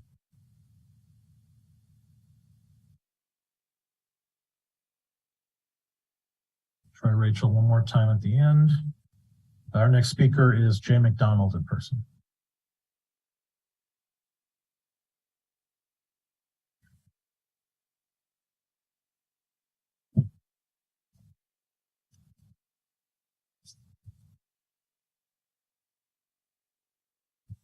Thank you. My name is Jay McDonald, and I've got something to read for everyone. So, two men can pleasure each other in a variety of fun ways. Handies. Perhaps the most important skill you will master as a gay or bi man is the timeless classic, the hand job. The good news is you can practice it on yourself. The bad news, each guy has become very used to his own way of getting himself off. Learning how to find a partner's personal style can take ages, but it can be very rewarding when you do.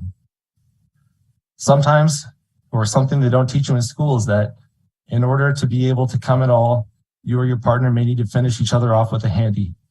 A lot of people find it hard to come through other types of sex. This is fine and certainly not something you have to apologize for. A good handy is all about the wrist action. Rub the head of his cock back and forth with your hand. Try different speeds and pressures until he responds positively. A bad handy is grasping a todger and shaking it like a ketchup bottle. Blowies. Oral sex is popping another dude's peen in your mouth or, indeed, popping yours in his. There's only one hard and fast rule when it comes to blowies. Watch the teeth. Caps lock. Lips and tongue, yes. Teeth, no. Mr. McDonald. Point of order. Point of order, Mr. Chair. I need you to follow our rules of decorum in our boardroom, which is if you have testimony to us and you're not just reading a script of some kind, now would be the time to make your point to the board. Thank you. I've been told by board members and by administrators at the school that these materials are not in our school. This is actually directly from our school. This is, it's called This Book is Gay by James Dawson. It's in Bartlett, Romig Middle School in Polaris. There's at least 38 checkouts on this book that are logged in the system online. And like I said, I've been told multiple times by multiple people at the school, these materials are not in our school when they in fact are. And this is just one example. I can come up with dozens of them. And I've noticed that there's been a big push to go towards critical race theory and critical gender theory materials in our schools. And when I read these materials, I just have one question, and that's what is the desired learning outcome from these materials when you're giving these to kids? And to be clear, Polaris School is an elementary school, which is one of the locations of this book. Thank you very much. Thank you for your testimony. Our next speaker is Michael Patterson in person.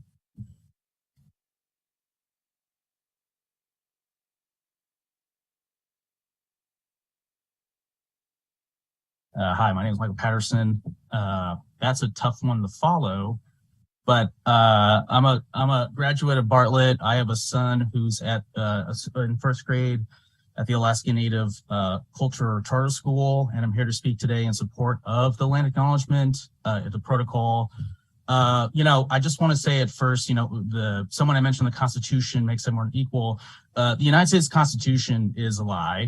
The United States Constitution constitutionalized slavery, it constitutionalized colonization, and it literally created groups of second-class citizens and subgroups. And so this idea or this myth that the Constitution somehow, made us all equal is not true. And so a land acknowledgement, I think, is the most basic, it is the most minimal thing that the school district can do is to start to promote these land acknowledgements more and more, because as a parent of an Indigenous student, it actually makes me feel pretty happy that my son is becoming culturally competent in where he comes from, and that the school district is making an effort to acknowledge the wrongs of the past. And the thing is these things are not in the past. They happen all the time. I was looking at the math and the reading results, and it's not a cultural thing. It's not a community thing. It's not a coincidence that the white students are above proficient, and students of color and Indigenous students are mostly struggling or below proficient. That's not, that's a systemic thing. That's oppression. And so this idea that somehow land acknowledgement is going to make other people feel bad or other students feel less or put one group in front of the other. The entire history of the United States is putting one group of people above everyone else. That is a historical fact. And not having these land acknowledgements is essentially historical revisionism. And this is, you're all educators. Your job is to educate. And if the simplest way you can educate about history is just acknowledging whose land you're originally on, I think that's a great thing. And it doesn't cost anybody any money. And so this idea, to close, it's just, it bewilders me that some folks can think that other students will feel bad if they're not Indigenous. But I myself, am Korean and African American, and growing up here in Alaska, watching Indigenous people fight for their culture, fight to preserve it, has inspired me to learn more about my cultures and to be a more culturally rounded person. And just as important as math, just as important as reading, having culturally competent students is necessary for the 21st century. The United States is not an island that exists by itself. We have to understand what other cultures are, and you need to understand where you come from and your culture, because if you don't know where you come from, you have no idea where you're going. And I really appreciate the time. Thank you. Thank you for your testimony. My understanding is Rachel Berenbaum has returned to the room in person. Thank you.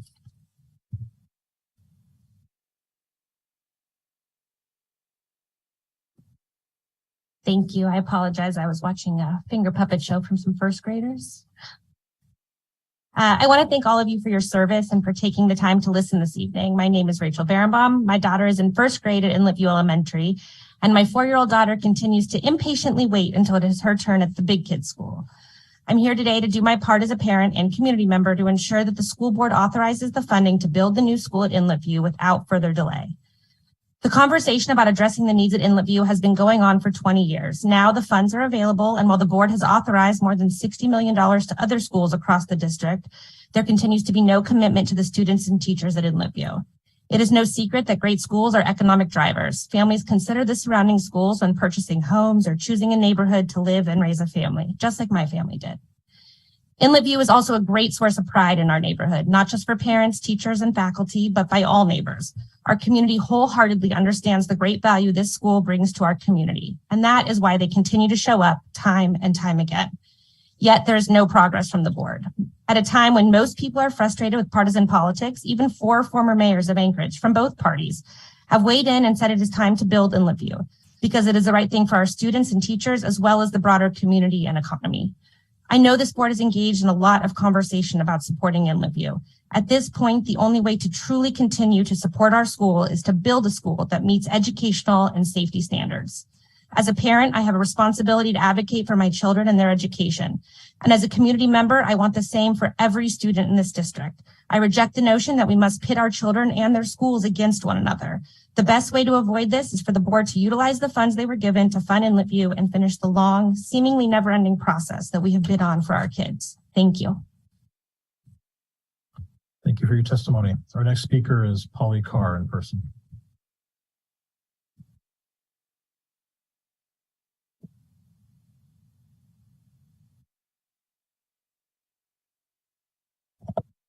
Good evening. I'm here to testify in support of Resolution 39, but before I do that, I wanted to just say that with regard to the statements made earlier about engaging the full community when it comes to testing and other programs, I heard a lot of people mention, but I didn't hear the students mentioned, and I wanted to just say, please talk to the students when you're making these decisions. I am a parent of a 6th grader in the Anchorage School District, and I want to support Resolution 39 as drafted regarding the establishment of a land acknowledgement protocol for school district events. I think this resolution is positive and an important step for the school district to take for a few reasons. One, it speaks to the importance of consulting with a local Eklutna tribe to establish a respectful resident acknowledgement statement and guide when and why to issue land acknowledgements in an appropriate manner, and to have the school board then approve the statement. This creates an intentional and thoughtful pathway for issuing land acknowledgements. 2, it speaks to the reality that we are all on Indigenous land in the Anchorage School District, and establishing a protocol for issuing land acknowledgements at ASD events allows all students to understand the importance of the relationship to Indigenous lands and to understand Indigenous peoples as current, present, and thriving. With half of the nation's tribes in Alaska, we have a particular obligation to uplift this. I cannot envision anything negative about creating a thoughtful approach for how to offer land acknowledgements at events sponsored by the school district, an institution dedicated to learning. What I can envision as a negative is what might happen without passing this resolution. I can see the harm that comes from fear and the hate that stems from ignorance. That ignorance was on full display by a Hatcher Pass resident at an assembly meeting last week, in which he concluded that all homeless people are Alaska Natives from the villages and all they do is drink, do drugs, and other bad things. This is a man who grew up here and did not understand that where he grew up is actually on Indigenous land.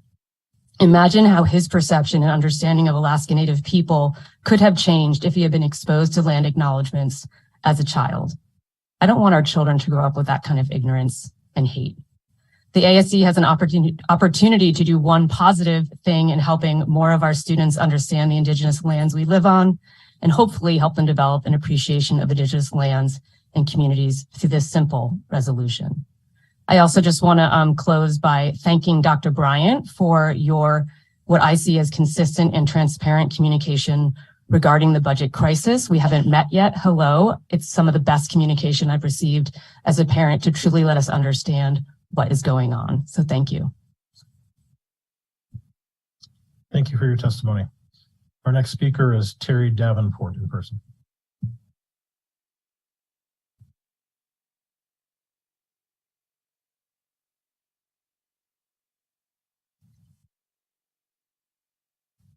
Thank you. Good evening. I'm here in support of funding for the new Inlet View. I'm the parent of a daughter in first grade at Inlet View. I also have a son who happily attended Inlet View from kindergarten through second grade. He tested into the highly gifted program his first grade year, but we were so pleased with Inlet View that we kept him there until we realized that his special need was too great to be accommodated by any school. And we made the difficult decision to put him at Rogers Park for this new school year. And it's been a tough transition because he really misses Inlet View. He misses his friend in 1965 and has an addition that is over 30 years old as a palace compared to Inlet View. He's expressed amazement that they don't have problems with toilets or stinky sewage, that there's, room for students' belongings inside the classroom. And there's not just a small multi-purpose room, but there's a huge gym and a huge cafeteria. The school board recognizes the need for a new school, which I appreciate. But frankly, that recognition is meaningless without funding and a solid plan. We already know that the district's needs are simply too great to be satisfied by the pot of money, this $37 million that remains. But the delay in deciding, how to use that money is only prolonging the Hunger Games style fighting for these limited resources, and will most likely result in the money getting parsed out among schools to allow underfunded programs to limp along for a bit longer, while the Inlet View kids continue to be subjected to an unsafe and unhealthy learning environment that is embarrassing and frankly shameful. In fact, the disparity between Inlet View and the other schools is going to be even greater, given that the board passed the remainder of the funding package, which allocated funds to other schools and left Inlet View with nothing.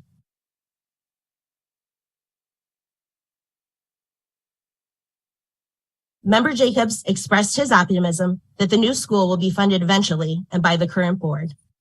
The Inlet View community has experienced ASD's kicking of the can far too many times to share his optimism. But I would love nothing more than to be proven wrong. I implore you to please do the right thing and vote to fund the Inlet View replacement program this December. Our children's health and safety depends on it. Thank you. Thank you for your testimony. Our next speaker is Eric Hawk in person.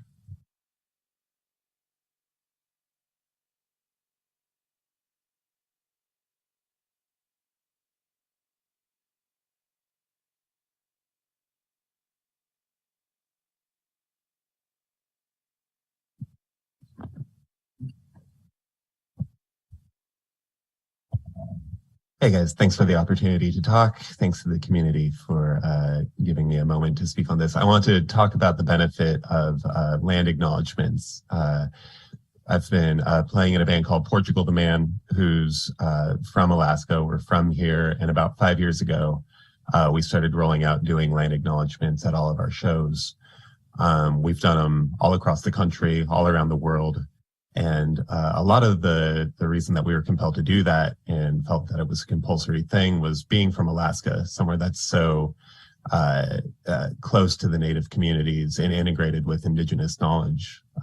I'm a fourth generation Alaskan, and pioneering homesteading family here. And I feel that the reason that we were able to thrive as a family was due in part to Indigenous knowledge of which water was the good water to drink, where the good food is. And so much of survival and why human life has been able to thrive on these lands is owed in great part to Indigenous knowledge and expertise.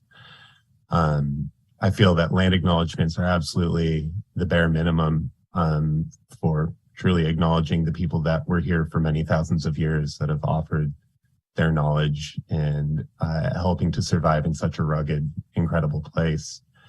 One thing that we have found is the further that you go back in time from colonialism, the more difficult it can be to have some of this storytelling.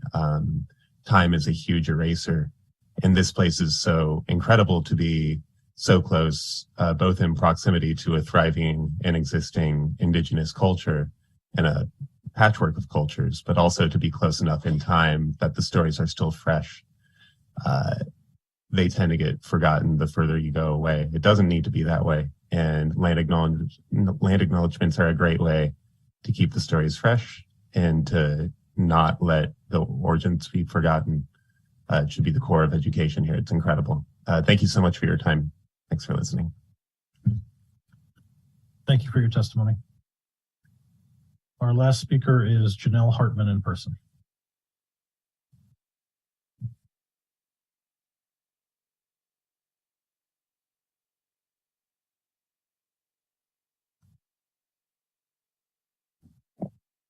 Hi, I'm Janelle Hartman, and I am a health teacher at Northwood Elementary School, and I have the privilege of working at Northwood as well as Kincaid Elementary.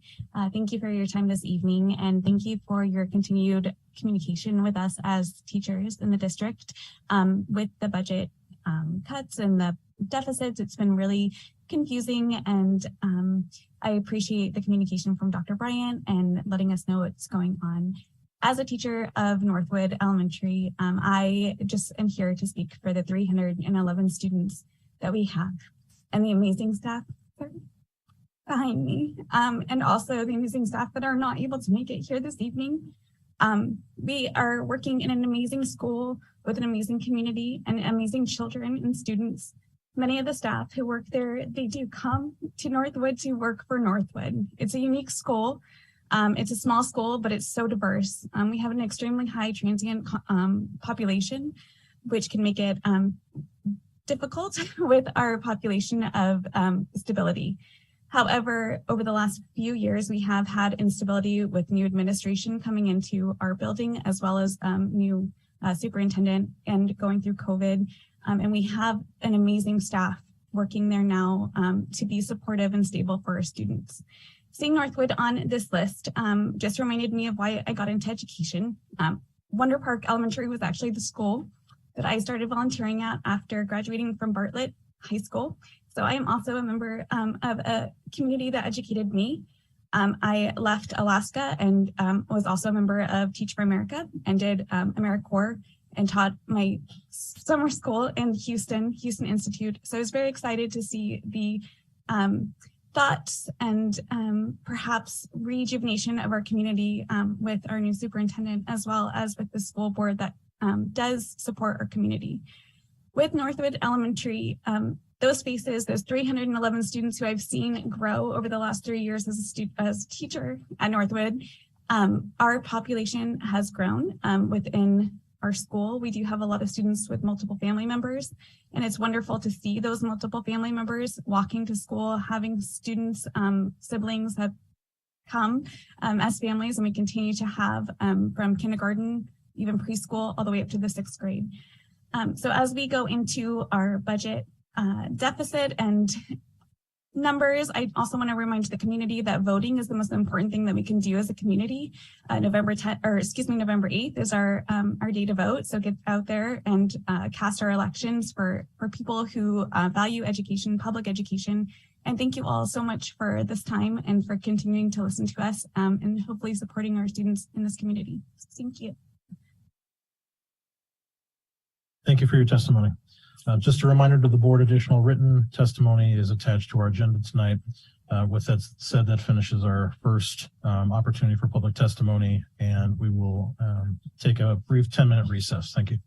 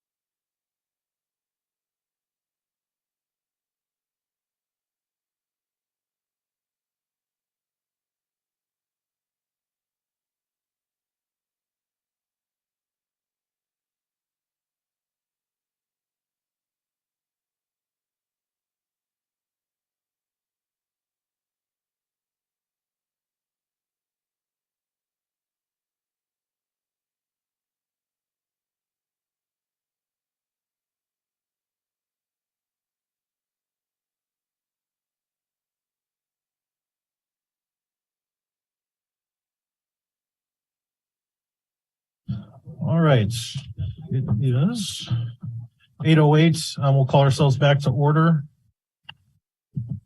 Our next agenda item is letter E, consent agenda. I'm first going to ask if there's any items to be pulled from the consent agenda before we pass the remaining items as a slate.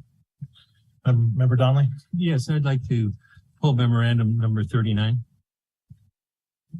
We'll pull memorandum number 39, which is number E5, and add that as G3 under action items. Thank you, Member Donnelly. Member Lessons. Could we please pull item 042? Thank you, Member Lessons. We'll pull memorandum number 042 or E6 and make that G4 under action items.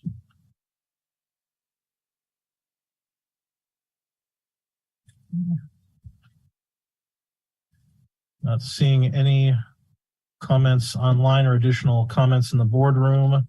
I would ask for a motion to approve the consent agenda as amended. Mr. Chair, Madam President. I move to approve the consent agenda as amended. Thank you, Madam President. Is there a second? Seconded by Member Higgins. Thank you. Is there any discussion? Seeing none in the boardroom, seeing none online. Amanda, please conduct the vote. Member Wilson? Yes.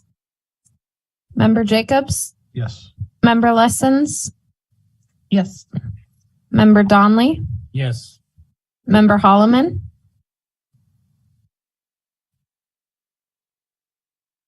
Oh, it looks like we lost him. Okay. All right. Member Higgins? Yes. And President Bellamy? Yes.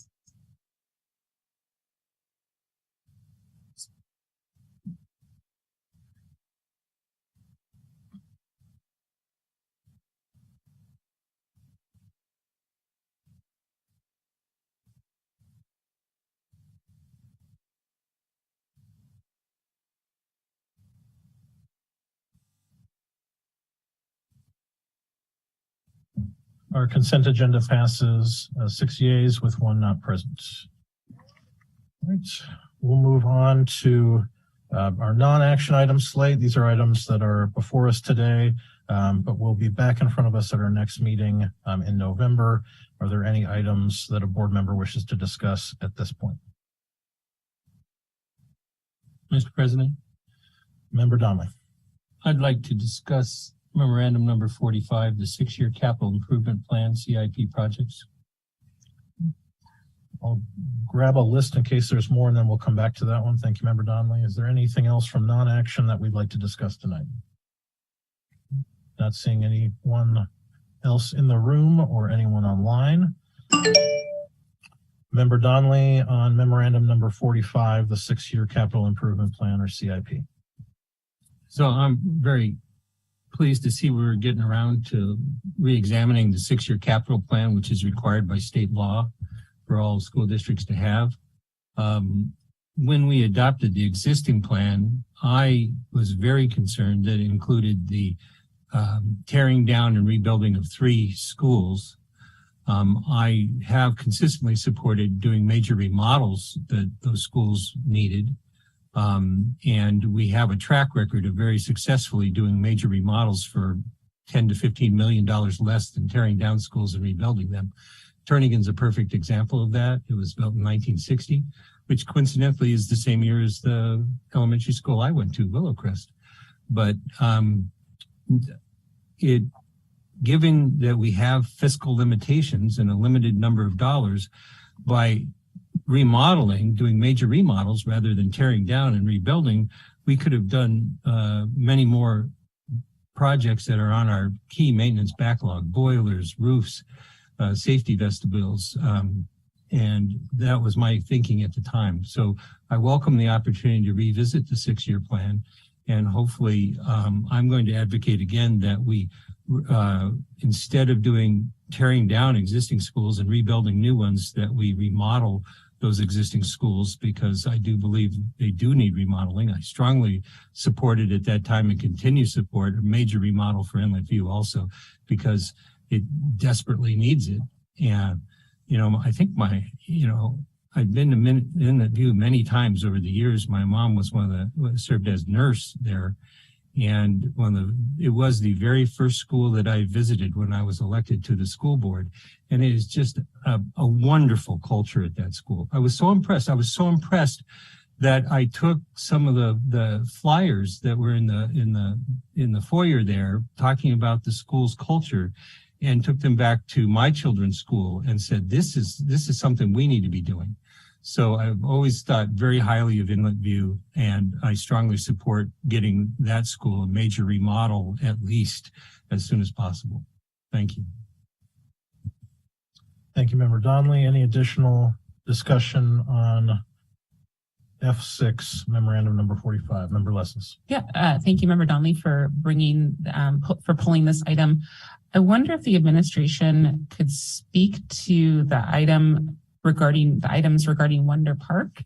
And maybe I'm getting ahead of myself, but it was one of the schools presented this afternoon for potential closure. And here I see that there is the possibility of a design and replacement. So maybe I'm 2 steps ahead, but I am a little perplexed. Yes, so the CIP predates our discussion that we had this afternoon on school closures. Are there additional comments that Chief Holland would like to make? Thanks. Yes, thank you through the chair to Member Lessons. As Dr. Bryant indicated, the CIP has to be put together with known information that's, basically etched in stone. It's plannable. And we don't know the disposition of the schools that were discussed this afternoon. Hence, another point of the importance of knowing that, as Chief Anderson indicated, here in the near future so that we can plan accordingly. Let's suppose that the board voted to, using your example, to repurpose Wonder Park and it was closed in its current form. If it's repurposed, it's quite feasible to assume that it would still need some or all of the work listed on the CIP, depending on the repurposed plan. So that's point 1. But point 2 would be, we also can, let's use the case of a secure vestibule. If we were to close a school and no longer need it for that intended purpose that would require a vestibule, for example, we could move that and supplant it with something else, because the CIP has a list of several items going out in time as a 6-year moving window. So those discussions have taken place pro forma, that depending on action by the board that gives us actual disposition of those schools, that we would make those appropriate changes on the CIP. Member Lessons, any follow-up comment? I guess the follow-up comment is it in the best interests for planning to adopt a CIP at the next board meeting if things could change in December, or would it be better to defer decision on this particular document another 6 weeks? Or does it not matter because it's a living document and there could be an earthquake the day after tomorrow and we're back to square one? Well, actually, you just made a great point. It is a living document, and as such, it can be amended. There is a point in time in the calendar when it does need to be submitted to deed, and that's important. So there is still time to act on that. Please consider that we don't want to kind of cram all these decisions into a single board meeting, like, pushing it through a funnel. The CIP, it's incredibly important that it be submitted on time, but yes, there is still time for further consideration. Any other discussion on Memorandum number 45, the 6-year CIP? Not seeing anyone in the room or anyone online. We'll move forward to Section G action items, the first of which is ASD Memorandum number 040. Would entertain a motion to approve the memorandum. I move to approve Memorandum 040, revision of School Board Policy BP 5131.43, harassment, intimidation, and bullying. Second. Thank you. Made by Member Lesson, seconded by Member Higgins and President Bellamy. Discussion. So I'll open things up and explain the board policy revision that's pending here. What we have in front of us is a revision to 5131.43, harassment, intimidation, and bullying. This was discussed in governance and approved unanimously. The single line of change, in essence, requires that administration facilitate the method of anonymous reporting for students, staff, and volunteers of any threats of harassment, intimidation, and bullying. And I worked in concert with administration during the development of this board policy amendment. And to that end, it's my understanding that administration has identified a method to become in compliance with the new board policy, at least in part, as soon as next month. And so at this point, I'd ask Dr. Bryant to take a bit of time to explain how we intend to implement this change to board policy. Thank you, Member Jacobs. Yes, you're correct that the administration plans to adopt a tool called Stop It, and it is in strong alignment with the proposed resolution. So at this point, I would like to ask Chief Holleman and team to present additional context.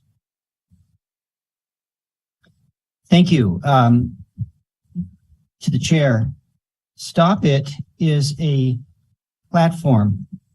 It is available as an app, a website, and a telephone hotline. Now, this platform is available to not only all of the students, but also staff and parents. So it's a platform that allows these communities to anonymously submit secure tips to school administrators and counselors. These could be safety threats, bullying, alcohol or drug use, depression, thoughts of self-harm, and many more. As an anonymous reporting service, it's a 24/7 service for these students, family, and staff. It removes any perceived barriers because it's anonymous. So staff and students feel safe reporting any potential threats. They don't feel monitored or watched in a traditional sense of, say, walking into an office. The crisis support service component of this is that students and staff can connect with actual trained crisis counselors using the crisis text line when they need support. When experiencing mental health or wellness issues, Stop It provides ASD staff and students immediate access to a trained professional that can help. So why use Stop It? To ensure students have a safe place to learn and staff have a safe work environment. Stop It is used by over 7,000 school districts, public school districts in the U.S. out of roughly 13,000. It's recommended by the U.S. Department of Justice. It's proven to help decrease negative behaviors in schools and workplaces alike. The best way to keep our schools safe is to provide students, parents, and staff a platform. Say something when they see something is the catchphrase used. We already own this program, and there's been training on this program. We have a rollout schedule. As you indicated, Chair Jacobs, phase 1 is secondary and alternative schools. So Stop It will go live on 14 November. It is being beta tested, and there will be a phased-in launch between October 31st and November 11th.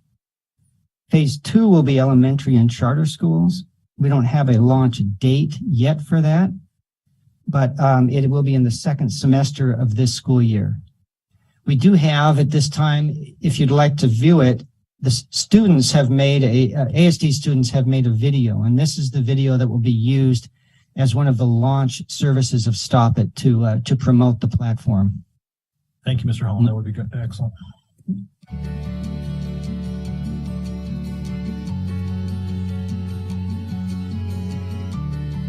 Anchorage School District believes that being successful in school starts with having a safe learning environment. That's why administrators and staff continually evaluate district building and safety practices to make our schools as safe as possible. Although statistically, school is one of the safest places we can be, tragedies impact us all, and it's important to have a plan for any situation that could arise. Our district leaders consistently work with local law enforcement officials to update safety procedures throughout our campuses. Our district counselors continue to implement new strategies to improve the overall health of our students and staff alike. Though these safety measures have been effective in decreasing violence, one of the greatest assets to stopping violence is us, the students, which is why the Anchorage School District encourages students to report suspicious activity using the Stop It app. When using Stop It, you have the ability to anonymously report any threats or concerns you've encountered about your school or the district. For example, you can use the app to report situations of bullying, weapon possession, sexual harassment, inappropriate online behavior, or anything else you might consider threatening. To download the app, visit either the Apple App Store or the Google Play Store and search for the Stop It app. Once downloaded, open the app and enter the access code provided by your school district. If you need to make a report, tap the Submit a Tip button and type a detailed message of your concern. If possible, provide photos or videos for additional evidence and submit the report. Your message will be sent anonymously to an administrator who will promptly launch an investigation into the situation. Through the Stop It Messenger feature, administrators might ask you for more information if needed, but they will still not know who you are. It's completely anonymous. You have the power to lessen the pain someone is going through, or possibly even save their life by speaking up. And the Stop It app empowers you to help yourself and others while keeping your school safe. Remember, this app is not a joke. It is not a place for drama or pranking a friend. This is a safety measure meant to be taken very seriously. If you are unsure if you should report a situation you've witnessed, consider those who have been impacted by situations that could have been avoided if someone spoke up. Think about the many lives who have been lost and communities that have been affected by serious situations. Do your part by reporting trouble when you see it.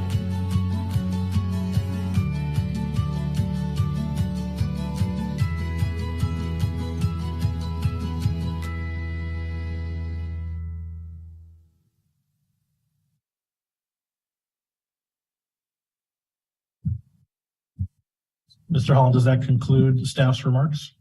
That concludes the staff remarks, pending any questions. Thank you so much. And thank you, Dr. Bryan, for facilitating. I will ask a brief question, then I'll transition to my remarks, and then we'll open the floor for others. Could administration provide a figure as to the cost to the district, especially given the light of the conversations we've been having today? And then are there opportunities for grants or assistance with getting that cost reimbursed in future years? Thank you for the question, Chair Jacobs. The cost to the district all in, including the 24-hour counseling hotline, is $55,000 per year. There was some mitigation of those costs in the negotiating process in that those are locked in as a level rate for 3 years. 55 per year for the first 3 years. Thank you, Mr. Holland. I'll just transition to some brief remarks. It's been a privilege to partner with administration to marry the process of updating our board policy with the rollout. It's definitely a personal topic for me. Member Wilson and I are licensed therapeutic foster parents. We see students who would benefit from having this tool, obviously, and we know that the incidents of bullying, harassment, intimidation that we see reported in our very transparent data dashboard are but a fraction of the occurrences that happen every day in school. And so, knowing that our student representative, Ms. Shaw, is on board and certainly helps. Knowing that I, as a youth 30 years ago, would have been blessed to have a hotline to call when I was a new kid in my first grade. And so, those interactions provided a lasting impact on me, and definitely were a catalyst to making sure that this board policy got updated. Definitely urge support from my colleagues. And before we vote, I will ask for any questions or other comments on this board policy proposal. Member Higgins, the floor is yours. Thank you. I'll just make a quick comment. I recall there was a concern about a student threat or terrorist threat type deal. They want to call it what they want, whatever they did at South High School. And at that time, one of the students there made a comment, because the parents were talking to the board administration about it, and the child had just written something for some other purpose, and it was being made up larger than what it was. And one of the students asked and said, what are you going to do about the people that were bullying this person that caused them to do this? And I thought that was they knew what was going on, and that reflected a lot. And then we had workplace violence people that came up with schools and said the key to keeping schools successful, safe, is not having police officers there. It's identifying kids that are being stressed out, bullied. They're in that category. So I applied this approach. I think it's critical, and I think I have a lot of confidence it will be successful. Thank you. Thank you, Member Higgins. Other comments in the boardroom? And then, I'm sorry, I see Member Wilson's hand up, and then we'll circle back.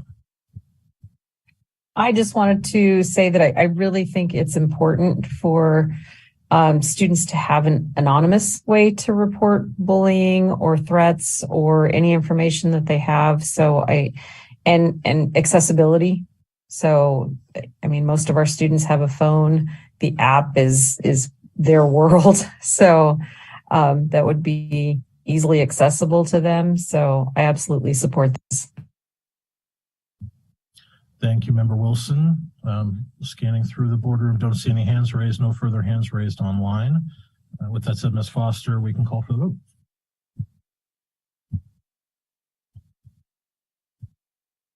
Member Donnelly? Yes. Member Holleman? Member Jacobs? Yes. Member Lessons? Yes. Member Wilson? Yes. Member Higgins? Yes. Student Representative Shaw? Yes. And President Bellamy? Yes. Sorry, my mic was off.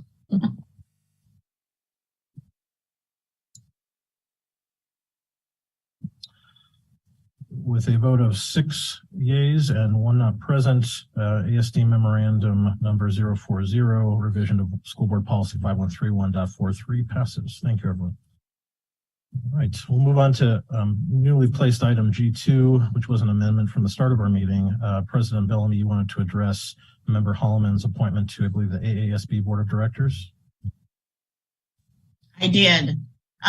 In keeping with our bylaws for the Alaska School Board Association, we have to, as a board, approve Member Holleman's application to that. He currently is on the board, which we approved a year ago, but he was filling a 1-year term. So now he is up for a 3-year term and has applied. So we have to approve that application tonight officially. And Madam President, are you making a motion to do so at this time? Yes, I so move. Thank you. Is there a second? Second. Second by Member Lessons. Is there any further discussion? Seeing none in the boardroom or online, Ms. Foster, we can call for the vote. Member Higgins? Member Holleman? Member Jacobs? Yes. Member Lessons? Yes. Member Wilson? Yes. Member Donnelly? Yes. Student Representative Shaw? Yes. And President Bellamy? Yes.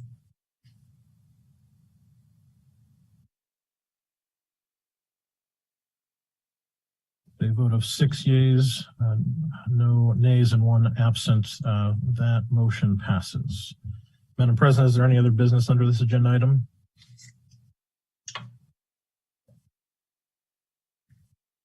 I don't think so, other than we moved an item got pulled. No, I specifically related to the AASB application. Oh, no, Okay. no, sir. Thank you. Thank you much. Okay, we'll move on to the one of the first of the two items pulled from our consent agenda, G3, which is ASD Memorandum number 039, resolution in support of creating a land acknowledgement protocol. First, we'll ask for a motion to approve. Mr. Chair, I move to approve Memorandum number 039, resolution in support of creating a land acknowledgement protocol. Thank you. Is there a second? Second. I saw Mr. Higgins first, so we have our second. Madam President, would you care to speak to the memorandum? Absolutely. So just to give a little bit of history, we have in this district, we have been using various land acknowledgements. I know since I've been on the board. So that would be since April of 2019. The board has a land acknowledgement. There is a land acknowledgement on our website. So I'm a little confused as to why people are thinking that this is new. What is new is that we want to try to create a shared, a shared land acknowledgement and protocol, so that we can be consistent in our district. So this is not a pledge. It's not an oath. It's not a recitation. And I heard terms tonight like divisive, degrading. I would replace those words with respectful. I'd replace them with supportive of our Indigenous students. And I would replace it with honor, because we share this land. It is not us against them. It is not, when we go hunting and fishing, I don't think we think twice about whether or not you can hunt or you can fish if you have a license. So, we grow and we live, and we acknowledge the land for what the gifts that it gives to us. And this is an effort to show our students, just as they take Alaska history, just as they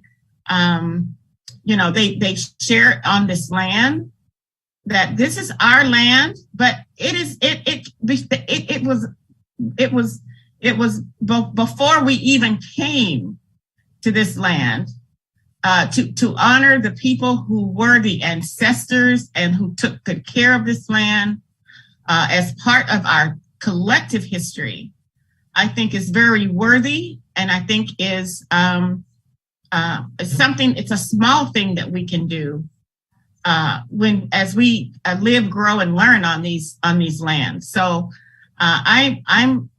we read a land acknowledgement before each of our board meetings, and that's in unison. That is not in division. That's in honor. That's not in being disrespectful. And it's not an oath. Again, it's not an oath. It's not a pledge. It does not compete with anything except our own notions. And I know that anything we do, we need to explain why we do it, but it is not those things. That was not the committee's motivation.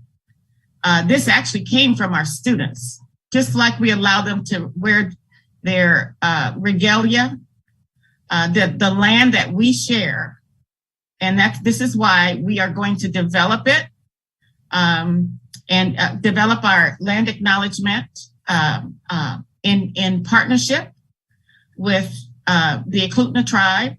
And then when we get that acknowledgement, we will decide how we will come up with the protocol as to how it's going to be used. But it is not the Pledge of Allegiance. It is not those other things. So I think I'll stop there and let somebody else talk. And it did go through our governance committee. It's been going through governance committee for quite a while, actually. So again, it's not new. It's about respect. It's about honor. And this is where we are today. And so that's all I have to say. Thank you, President Bellamy. Are there other board members who wish to discuss? Member Donnelly. Thank you, Mr. President. So what this resolution now proposes to do, which has changed from the original proposal quite extensively, is to ask the superintendent, the administration, to develop specific language for a land use acknowledgement and to make a proposal to the board to adopt that language and the circumstances wherein it would be used. And if anybody wants to correct that, I welcome that, but that's how I read it being offered today. So at some point in time, we would come back and consider whatever it was the administration developed. The United States is not like other countries. In addition to being exceptional and great, it is a nation of both indigenous people and mostly historical immigrants. And as such, the ceremonies and customs that hold us together as a nation are more limited than those of most other nations. We're just simply not as homogeneous as, a Hungary or a France. Our Constitution, our Declaration of Independence, and our sense of a constitutional republic, form of government, our sense of fairness, our national motto, and our national anthem. These are all customs, and there's actually rather few of them, that hold us together as a nation. And nations need unity. Nations need customs and culture to hold them together to be successful over time. I want to be very clear. I'm not proposing revising one word in this proposed resolution. And as it's related to developing a proposal for a land acknowledgement, I think that's fine. However, as such a proposal is developed, it's very important to keep in mind that it be fair, historically accurate, and not political. Our existing board policy 4119 prohibits activities designed or intended to promote or assist a position on any voting issue. And of course, the Alaska Native Lands Settlement Act by Congress proved that the issue of land claims is political and has been voted on. So subject matter of this clearly indicates caution is appropriate to make sure this doesn't become a political statement rather than a historical acknowledgement. And unfortunately, that concern is justified and exacerbated by some of the earlier proposals of this resolution that specifically referenced documents that said it was a political effort. But those are, I believe, been addressed successfully in the committee process. The board policy this resolution would be modifying eventually is currently board policy 6115, which is ceremonies and observances. And that policy in part reads, quote, the school board encourages activities that instill pride in our country. And unfortunately, in my opinion, this board with a different membership previously rejected a proposal or resolution to ensure that the national anthem and the Alaska flag song was played at least once a month at our schools. So I'm going to repeat that, once a month. That's all it called for, at least once a month. Now, none of the members that voted against that are currently on the board. However, I want to be very clear about that. It's a very different board today. So one of the reasons given at that time, which I think is, since it relates directly to the existing policy that we would be eventually modifying, that was given was saying listening to the national anthem once a month would just take too much time away from instructional time. So to be consistent, I think it's appropriate that that also be considered as we consider this proposal also. So I would hope that the administration, in considering this proposal, would also treat it fairly regarding that.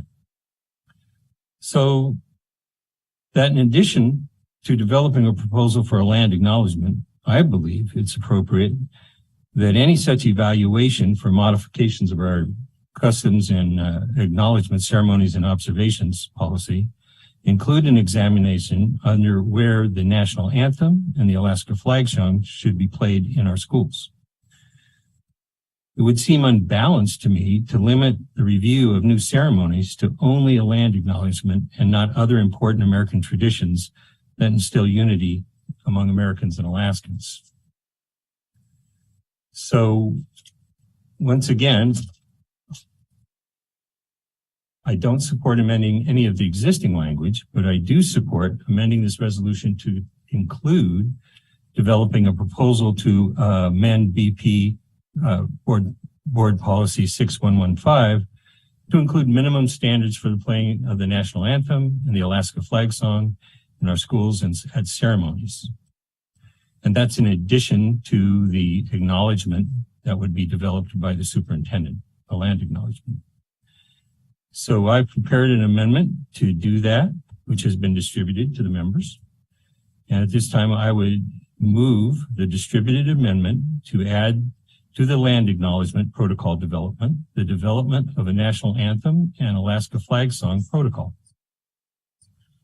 Member Donnelly, thank you for your comments and your amendment. After reviewing and I just want to confirm that the amendment is the document here in front of me, correct? Okay, thank you. That is correct. Thank you. After reviewing the document, it's my determination as chair that due to the scope of the resolution and memorandum in front of us, your amendment is out of order and is not appropriate at this time. However, I would welcome you to take the conversation to governance as we have with numerous of your proposals and to further. Under what provision of Robert's Rules of Order is it out of order? It relates to the exact board policy that sets ceremonies and customs for the school district. Your amendment is out of order because it is not germane to the resolution. It relates to the actual amendment that would have to, the actual policy that this resolution would require to be amended. Member Donnelly, I've made my determination with consultation with other Robert's Rules experts, and I'm comfortable with that. You have an option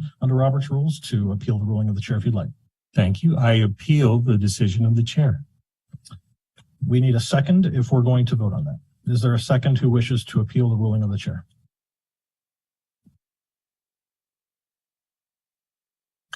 Hearing and seeing none, that motion fails.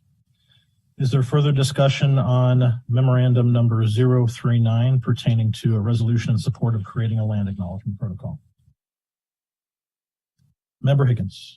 Thank you. I want to point out a couple of things that I think are important. I remember attending an AASB conference and listening to a presentation from North Dakota. And one of the things they did to help improve academic outcomes with American Indians was to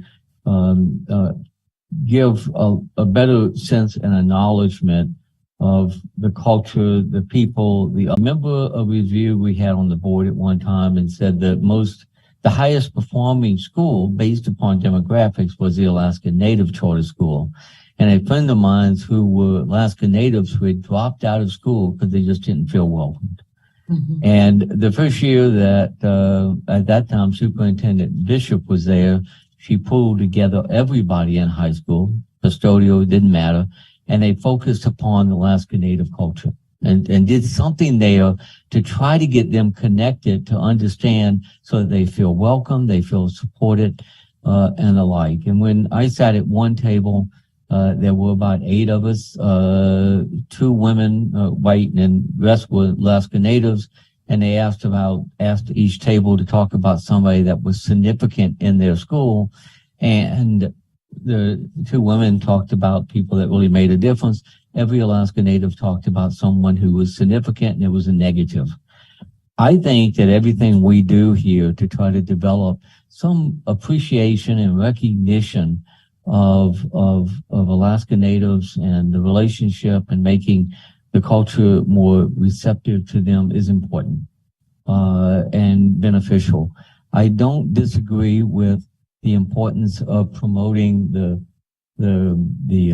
national anthem. I don't have with the Pledge of Allegiance at appropriate times. I just don't want to water down this particular issue by somehow connecting the two. It makes a difference for kids feeling welcomed, appreciated, and understanding. I think if we had other groups, all cultures and all groups need to be done, but this is to me most appropriate, and I believe it's good for the kids. Thank you.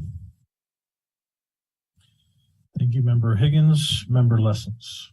Sure. I wanted to say that I appreciate the work of members Bellamy and Jacobs in bringing this before the board and working it through committee. I know that I had a number of suggestions and some were accepted and some were rejected, and that's part of the process. I am supportive of the resolution as it stands, but I also wanted to speak to Member Donnelly and say that separately, I think that your suggestion that at some point we have a recommendation from that we move towards that the last item that you set forth, right? That the board, that we would ask the superintendent to bring something before the board that speaks to a protocol establishing minimums, establishing our protocols for when the anthem and the Alaska flag song shall be played. So I'd be happy to work with you in governance on a separate item that kind of clarifies things. So I think that's valuable.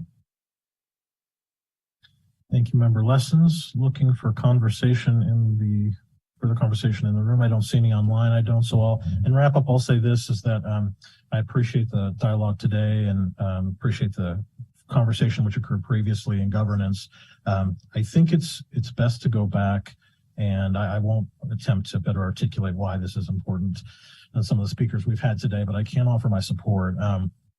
A land acknowledgement is a formal statement recognizing the indigenous people of a place. It is a public gesture of appreciation for past and present indigenous stewardship of lands we now occupy. To me, that's where this starts and ends. Any attempt to conflate this with the importance of the Alaska flag song or the Pledge of Allegiance, I think has been why this issue which shouldn't be divisive and isn't to the majority of the board, may have become so, but I can't take ownership of those feelings. What I can do is make sure we're passing good policy and we're doing what's best for kids, and this does that. And I'll leave it there. With that said, and not seeing any other conversation. Sure. At this point, we'll be voting to adopt ASD Memorandum number 039, resolution in support of creating a land acknowledgement protocol. Ms. Foster, can we proceed to vote?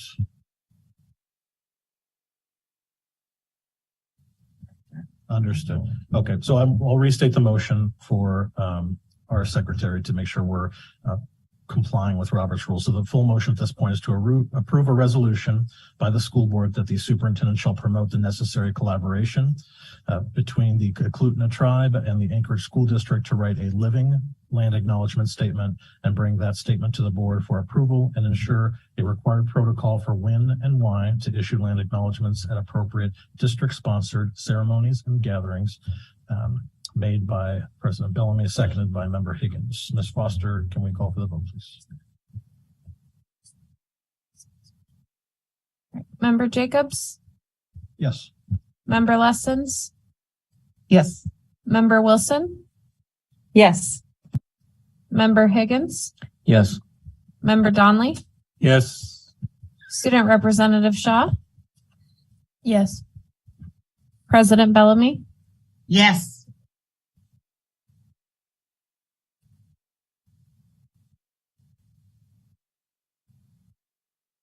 ASD Memorandum and Resolution number 039 passes 6 yeas, no nays, and 1 not present. Thank you, everyone. Our last action item was Memorandum number 042 E6, which has been pulled to action items, acceptance of the FY22 continuation grant award, Anchorage School District pre-elementary. Can I have a motion to approve the memorandum?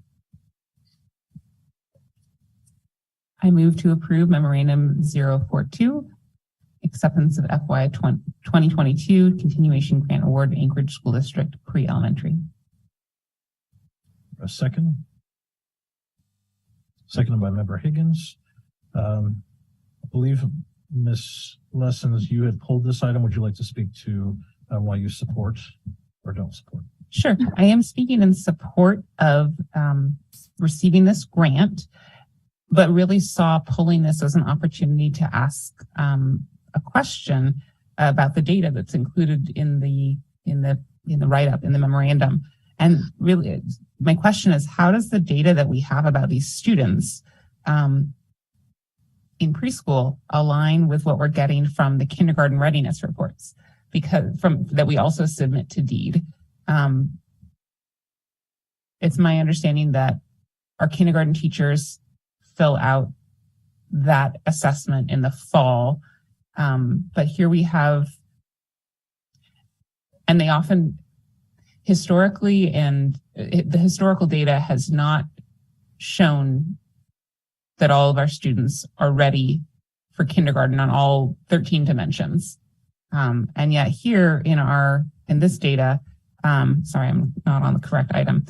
In the data included in this memorandum, we are seeing some really positive results, at least as assessed by our teachers. So are we tracking this cohort of students in any way that is special against the broader entering kindergarten class? Like, how are we using this data to show that investments in preschool are worth it, that they pay off in the end, that they lower our special education costs down the road, that they improve our entering kindergarten readiness?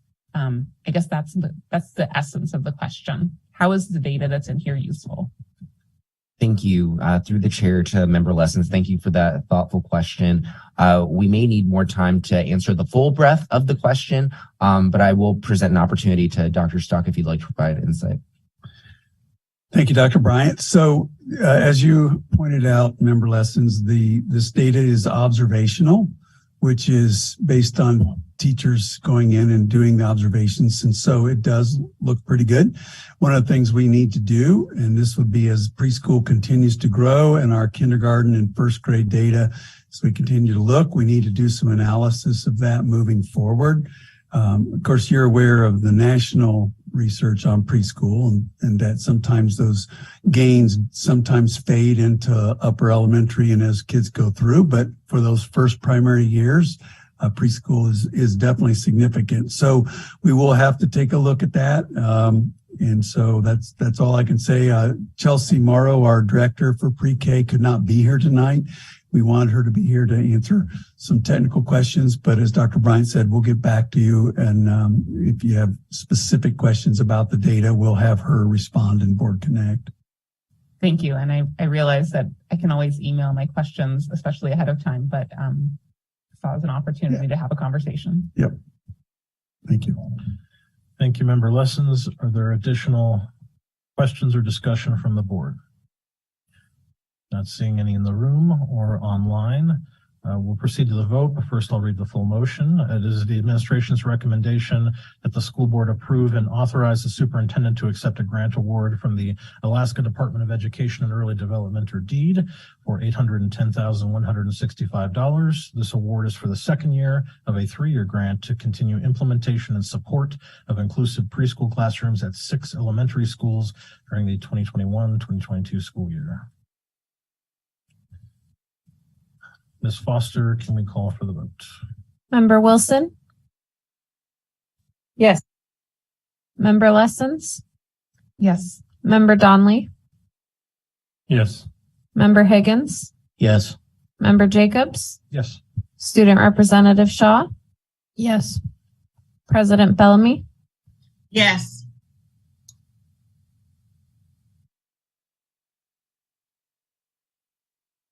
That item passes 6 yeas, no nays, and 1 not present. That concludes our action items. Thank you, everyone. We'll move on to item I, Superintendent update. Dr. Bryant, the floor is yours. Thank you, Mr. Chair.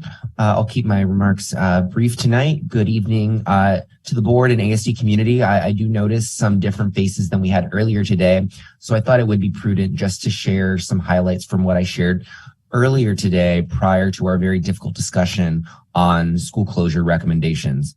Before I get there, I do want to note that it was refreshing to have a lively discussion this evening around our board reading proficiency goal and how we'll get there. And I'm hopeful with the onboarding of our new chief academic officer, who's sitting right back there. Sven, thank you for being here, that we're on track to get to where we need to be, in addition to the operational challenges that we're all very familiar with, including bus transportation and our ongoing budget development process. But we can't lose sight of the core of our mission, which is to achieve student outcomes. So I think with this change, we're going to be on track. But that said, right now, my attention is on our grim budgetary situation. It's a $68 million shortfall, and we had to engage in a painful conversation this afternoon about schools recommended for closure. And over the coming months, we'll need to continue to provide recommendations that will result in a balanced budget. ASD has had difficult conversations about budget reductions in previous years, but this afternoon's conversation makes this long, difficult road for the community feel all the more real. These difficult decisions have been years in the making, in large part because ASD's consistently declining enrollment from 48,000 students in 2013 to about 44,000 students in 2022. Additionally, I discussed earlier today, declining birth rates in Anchorage and smaller cohorts of kindergartners suggest that these trends could continue for the foreseeable future. But the other reason why we're here is because of many years of unstable and insufficient funding for our students. Let's say that ASD's enrollment had not declined. The cost of educating students will consistently increase. Think about how much more expensive it is to fill up a tank of gas now versus in 2017. And yet the state has continued to flat fund schools year after year. To flat fund education is to cut education funding. So while the district will continue to create a plan to reduce its expenses, this is also the time to advocate for sensible reform.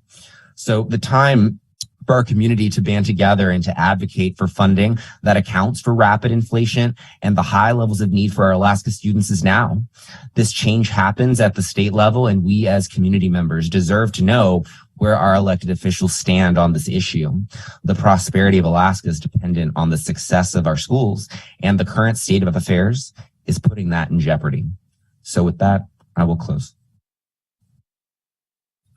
Thank you, Dr. Bryant. Are there any questions from the board? Member Donnelly. Thank you, Mr. President. Dr. Bryant, I previously communicated with you about some concerns I had regarding the current administrative guidelines working with transgender and gender nonconforming students and employees. And I pointed out 3 specific concerns. I'm particularly concerned that these guidelines, which have never come before the board for approval, don't provide any protections for non-transgender students at all. There seems to be no means contained or referenced anywhere in these guidelines for how an individual student that feels threatened in any circumstances by access to restrooms or changing rooms would file a complaint or ask for protection in any way. And tonight, I'm not asking you just as a board member. I'm asking you as the father of a 15-year-old 9th grade girl. So I'm again appealing to you to add something in here that gives individual students who may feel threatened by the results of these pages and pages of guidelines some access to requesting protection for them.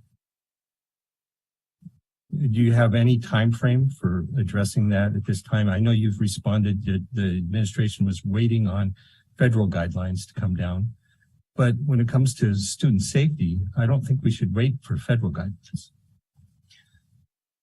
Thank you for that, Member Donnelly. Yes, that's correct. That's the status of where we're at, because it would be prudent to ensure that our guidelines align with the discussions that are happening at the federal level as they relate to Title IX. So that's where we're at. If additional information would be helpful, we're happy to entertain the process to request a request for information or perhaps a work session. Thank you, Member Donnelly. Any other questions or discussion for the superintendent? Member Donnelly. Thank you, Mr. President. I am also very concerned that these policies, not policies, I keep saying policies, they're not policies. They never come before the board for a vote. They're not administrative regulations. They're mere guidelines adopted by the administration. Specifically say that notification of a student's parent about his or her gender identity, expression, or transition is unnecessary. And that's a quote. It says, generally, notification of a student's parent about his or her gender identity, expression, or transition is unnecessary. And that applies to secondary students. I'm concerned, Dr. Bryant, because a recent federal court decision, the judge criticized a similar provision in Kansas, and this is a federal court, not a state court. The case of Richard versus Geary County.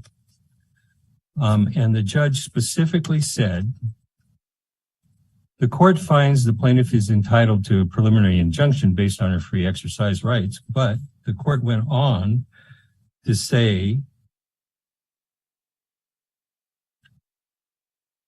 that because the Family Educational Rights and Privacy Act, which is a federal law, requires it, the district should be notifying parents of these events. And the judge even went on further to say something I think is very profound. He said, because it is illegitimate to conceal information from parents for the purpose of frustrating their ability to exercise a fundamental right, there are real questions whether the district's claimed interest in communications with parents policy, broadly written as it is, would satisfy even the rational basis test, which would not be the test that would be used for a fundamental right. The rational basis test is for a less than fundamental right that would govern if the rule were neutral and generally applicable.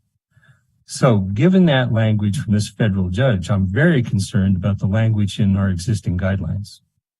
I'm just wondering, is there a chance that we could review those given this court decision? Thank you, Member Donnelly. Again, I defer to the board's process to request information or perhaps to engage in a work session to discuss this more in depth when we have more time to prepare. Thank you, Dr. Bryant. Member Donnelly, to your point, took two notes while you were speaking. The first is our newly passed policy and the program that the administration is facilitating implementation of to comply with it.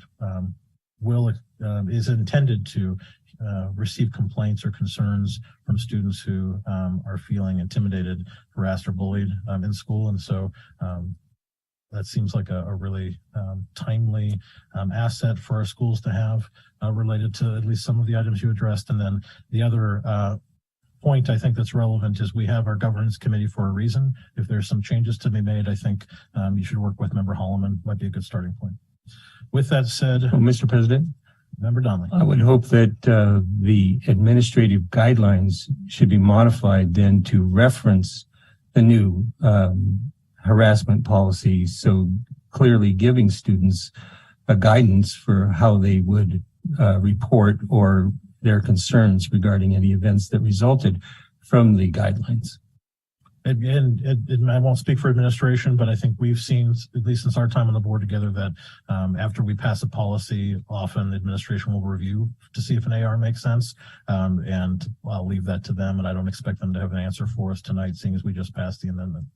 With that said, thank you, Member Donnelly, for the discussion. Is there anything else before we move on to our next agenda item? Seeing none in the room or online, thank you again, Dr. Bryant. We'll move forward to school board and administration comments. We will start with the school board here. I'll start at my left. Member Higgins, your final comments, please. I would say I have nothing to say, but nobody would believe that, so I'm not going to even try. Tonight is kind of a depressing school board meeting, looking at even discussion of closing schools. And I appreciate the superintendent's comments in regards to the funding issue. About 10 years ago, I met with a senator in his office and to discuss the goals of what the school district was doing and how the legislature could help. And his response was, before you start, has the Anchorage School District made plans to cut $100 million out of his budget? And my response was, no, but if we do, we'll probably be taking down walls to put more classrooms, chairs in the classroom. And his response was, that's okay. I believe in private schools and I believe in homeschooling. And I believe today they're coming close to the goal of $100 million. Given the inflationary factors, couple years ago it was up to 70. So I'm sure we're approaching that or we'll exceed that. It's been a war on public sector, but I got to tell you, it starts with the public. The public will vote as to who will be elected to go into the new legislature, who will be the new governor, and they will decide whether or not public education will be funded in this state, because it is a statewide problem, not just strictly Anchorage School District. And so I would encourage everyone, one, if you don't vote, you're not supporting public education, you're letting things continue. And if you are voting, find out where people stand on public education funding and decide whether or not that's going to be an important factor for the future of our kids. Because that's where we are today. Even discussing the idea of these cuts at a time when classroom sizes exceed those in the lower 48. We've got all these other issues that are out there, and we're just planning on reducing the capacity of the school district to even lower classroom sizes is very depressing to me. But that's where we are at this point in time. And so lack of involvement by the public is a vote by the public in this issue, and I would encourage that. I am real pleased with the motion in regards to the acknowledgement of land. That's a real positive statement. I'll say that for tonight within it. And the other issue is just from the educational outcomes, because that's still difficult for me to accept where we are today. I will be furthering, some of the comments that I get from teachers and principals and sharing that with the board in the future. I know that I've gotten a bunch. I've asked a question. They said they aren't tracking it. I'll begin tracking it and I'll begin sharing it because I do believe that it's impacting educational outcomes. And I do believe that the frustrations I've heard are real. Doesn't mean that I got the true picture of it. There are always two sides to every issue. I acknowledge that up front. But I do believe that the discussion here to make sure that the voice is heard is important. The National School Board Association says the board is responsible for being the voice of the public, including staff and students. We need to provide directions and we need to hold accountability. And to do that, listening and following through that process is something I'm going to be heavily focused on here at this particular point on the academic issues. And with that, I appreciate all the voices. I have an idea that within the next couple of board meetings, we may need some extra chairs in here. That's just my guess. The number of parents and students to be impacted by this action is tremendous. I remember when they talked about making a change in the school district, schools only on base, and this place was loaded. I almost felt like you needed to, it was on addition coming in, and it was rather vocal. And so you talk about 6 schools, giving them a chance to be vocal on this issue, knowing that we hear the issue of immersion programs. We're going to hear the issues of a lot of others out there in regards to it. And I think what they need to be doing, everyone needs to be doing, is recognizing that the root cause is the state limits our funding. The municipality of Anchorage has given us the maximum amount they are allowed to do. I applaud the assembly on that. They are doing everything they can do. And at this particular point in time, it's the state that's failing public education. And we have to decide how are we going to respond as individuals in regards to it, because all the public education in the state is at risk. Thank you. Thank you, Member Higgins. Member Donnelly, your closing comments. Thank you, Mr. President. First of all, congratulations on conducting your first meeting as president. You did a great job, and I greatly appreciate the leeway you gave me in presenting my arguments.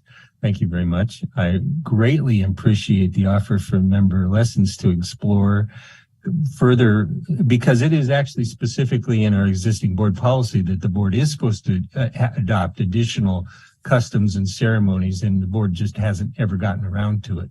So I very much appreciate the opportunity to work with you on exploring that. I'd really like to see the national anthem played on 9/11. You know, every 9/11, I think it would be a great way to start a school day.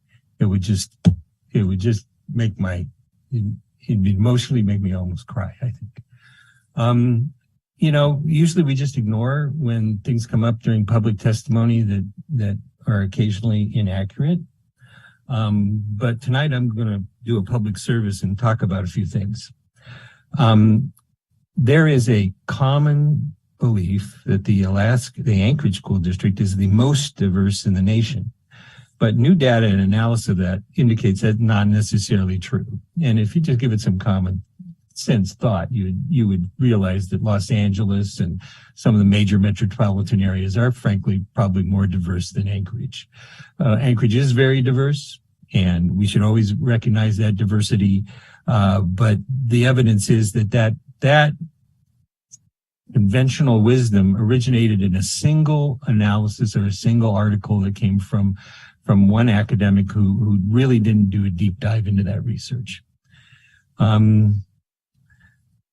Apparently, the Student Advisory Board did not adopt a new policy for us as to Indigenous Day being a day off from school.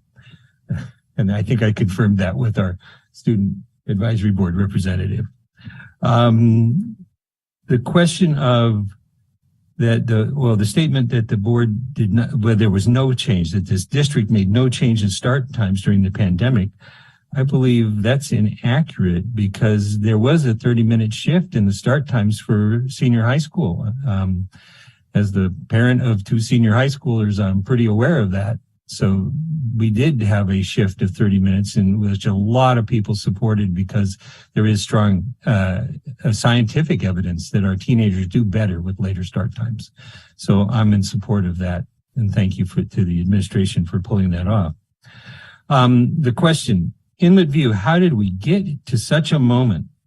Well, the reason is because the board 3 or 4 years ago decided to package the design funds for Inlet View as tearing down the whole school and rebuilding a new one, and forced it to be included with the earthquake repairs. And at the time, I advocated for a separate vote on that. I did not feel it was fair to voters to include that with the absolutely essential repairs we needed to do our schools following the earthquake.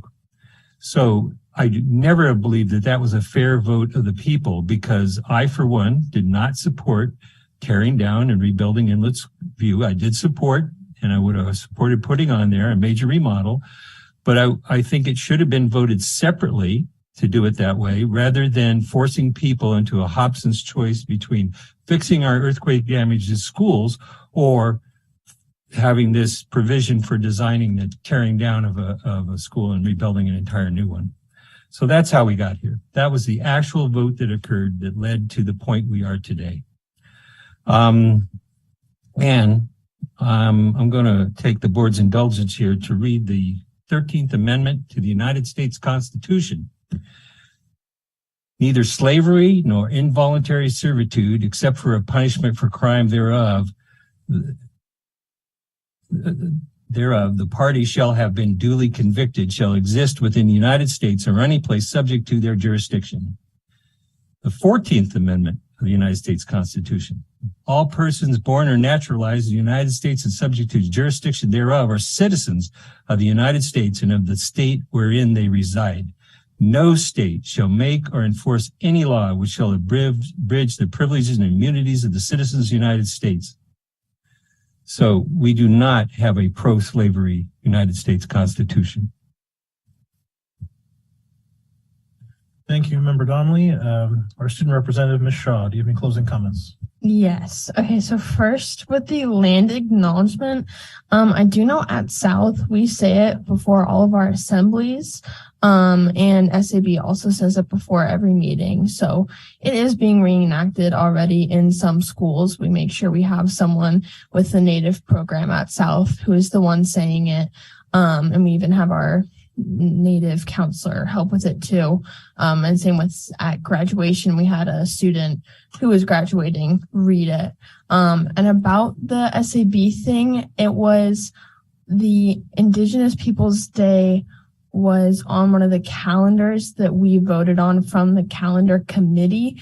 It was an option to make it a holiday, and that was included in the calendar that SAB overall voted on. So we never made anything saying it's a holiday next year.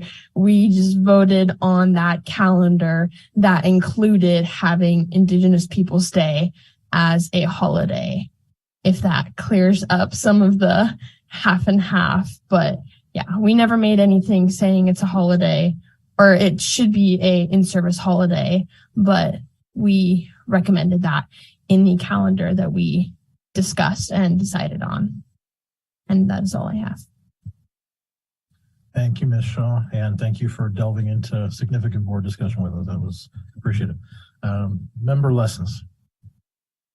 Sure. I wanted to just share what I relayed to some of my community councils last week. The best 3 minutes of my week last week were sitting in at the SAB meeting when all the students lined up over here. These are representatives from middle and our high schools, and they shared the good work that they are doing at their schools. You know, some of the things are pretty predictable. They're organizing dances and fall festivals and Trick or Treat Street. They're also organizing voter registration drives, raising funds for breast cancer awareness. Chugiak High School did a couple of things that really made my jaw drop. They've got like a coat closet for students who are going out and looking for jobs, and they are organizing like a birthday bag setup. So if there are students whose families are struggling to have birthday celebrations, you know, there's little packages of cake and balloons and other things. And I just thought, good work, kids. We don't hear enough of the great stories. I know the ASD Shine Bright is doing a lot of good things, but hearing it straight from the students was really heartwarming. So I wanted to share that. And I guess I'll just be really transparent. The conversation tonight, or this afternoon and tonight, is terrible. The shortfall that we're facing is devastating, but it's not a surprise because that shortfall is here right now. And as I've shared with a lot of people time and time again, you know, we are backfilling our current budget, I think as staff relayed earlier, with relief funds that could have gone towards other learning opportunities. But we're using them right now to maintain a status quo that won't be there next year. You know, that we heard tonight that the survey results show a strong feeling to reduce excess building capacities by merging schools and programs, and that the community supports school closures over class size increases and program elimination. And I think that's useful input, but I'm concerned that it will encourage silos, right? Balkanization comes to mind, right? A fancy term for we're going to get people fighting for my school or my program, not the community as a whole. And I think it's really important for people beyond this room to understand that the 6 schools that were discussed today, it's not just about 6 schools, it's about all of us. And as we think about the budget that we want to move forward, I think we should kick the hornet's nest and consider passing a budget that reflects the reality of our funding. And if that means that we pass a budget that entails the PTR we can afford from our funding, as terrible as that sounds, I think that's a possible path forward that I don't know that we've ever tried before. And I know it could be devastating, but I also think it could be mobilizing in a really unique way. So I'm looking forward to the conversations that are going to take place over coming weeks. They're going to be uncomfortable, but there's opportunity and opportunity in that transparency. Thank you, Member Lessons. I'm going to jump in before we transition to online. So I did want to thank administration for the months of preparation that went into today's presentation. The work isn't unnoticed, so thank you. To the members of the community who came out, your time is always appreciated. And I know we're going to be hearing from so many more community members over coming months because these are really challenging conversations. I will second the notion that if the conversation tomorrow is six schools are closing, I think we collectively in this room here have failed for at least the time being, and we have to work that much harder to correct the understanding in the public. It might be 6 schools based on what happened tonight, but the reality is we can't afford our current level of service with the current trajectory of education funding in our state. And we're not the only district, of course, but that's what we're charged with. And so closures and program changes and reductions simply will not be a thing of the past until the legislature inflation proofs a formula that was put in statute 20 years ago and should never have been set in stone, but should have an automatic escalator in it to account for the fact that milk, gasoline, pencils, and teachers all will change in terms of their cost to this district. And we have to do better. Juneau has to do better. And that's the message to our community. Transitioning online, Member Wilson. Well said, Member Jacobs. Thank you for that. I won't repeat it, but I want to reiterate the importance of it. Also wanted to share that I had the great opportunity to tour the University of Alaska Anchorage Aviation Complex. It was an amazing example of a partnership between ASD and UAA. King Tech's aviation program has a satellite location at UAA's aviation complex at Merrill Field. There are 2 King Tech classrooms housed at the aviation complex. In these classrooms, our ASD students focus on knowledge areas required by the FAA private pilot written exam. Through this program, some of the students will qualify to earn their pilot's license, which is pretty darn cool for a high school student. And it was pretty exciting to see King Tech and UAA instructors working together to prepare our students for future careers. An example I was given was that 100% of the students that graduate the UAA aviation maintenance program are able to find a job in their field, 100% placement for that field, which is pretty darn cool that our students that are choosing that career are being prepared for that choice. Also wanted to acknowledge the many schools that have been coordinating fall carnivals and trunk or treats, activities so that our students can have a safe way to enjoy activities.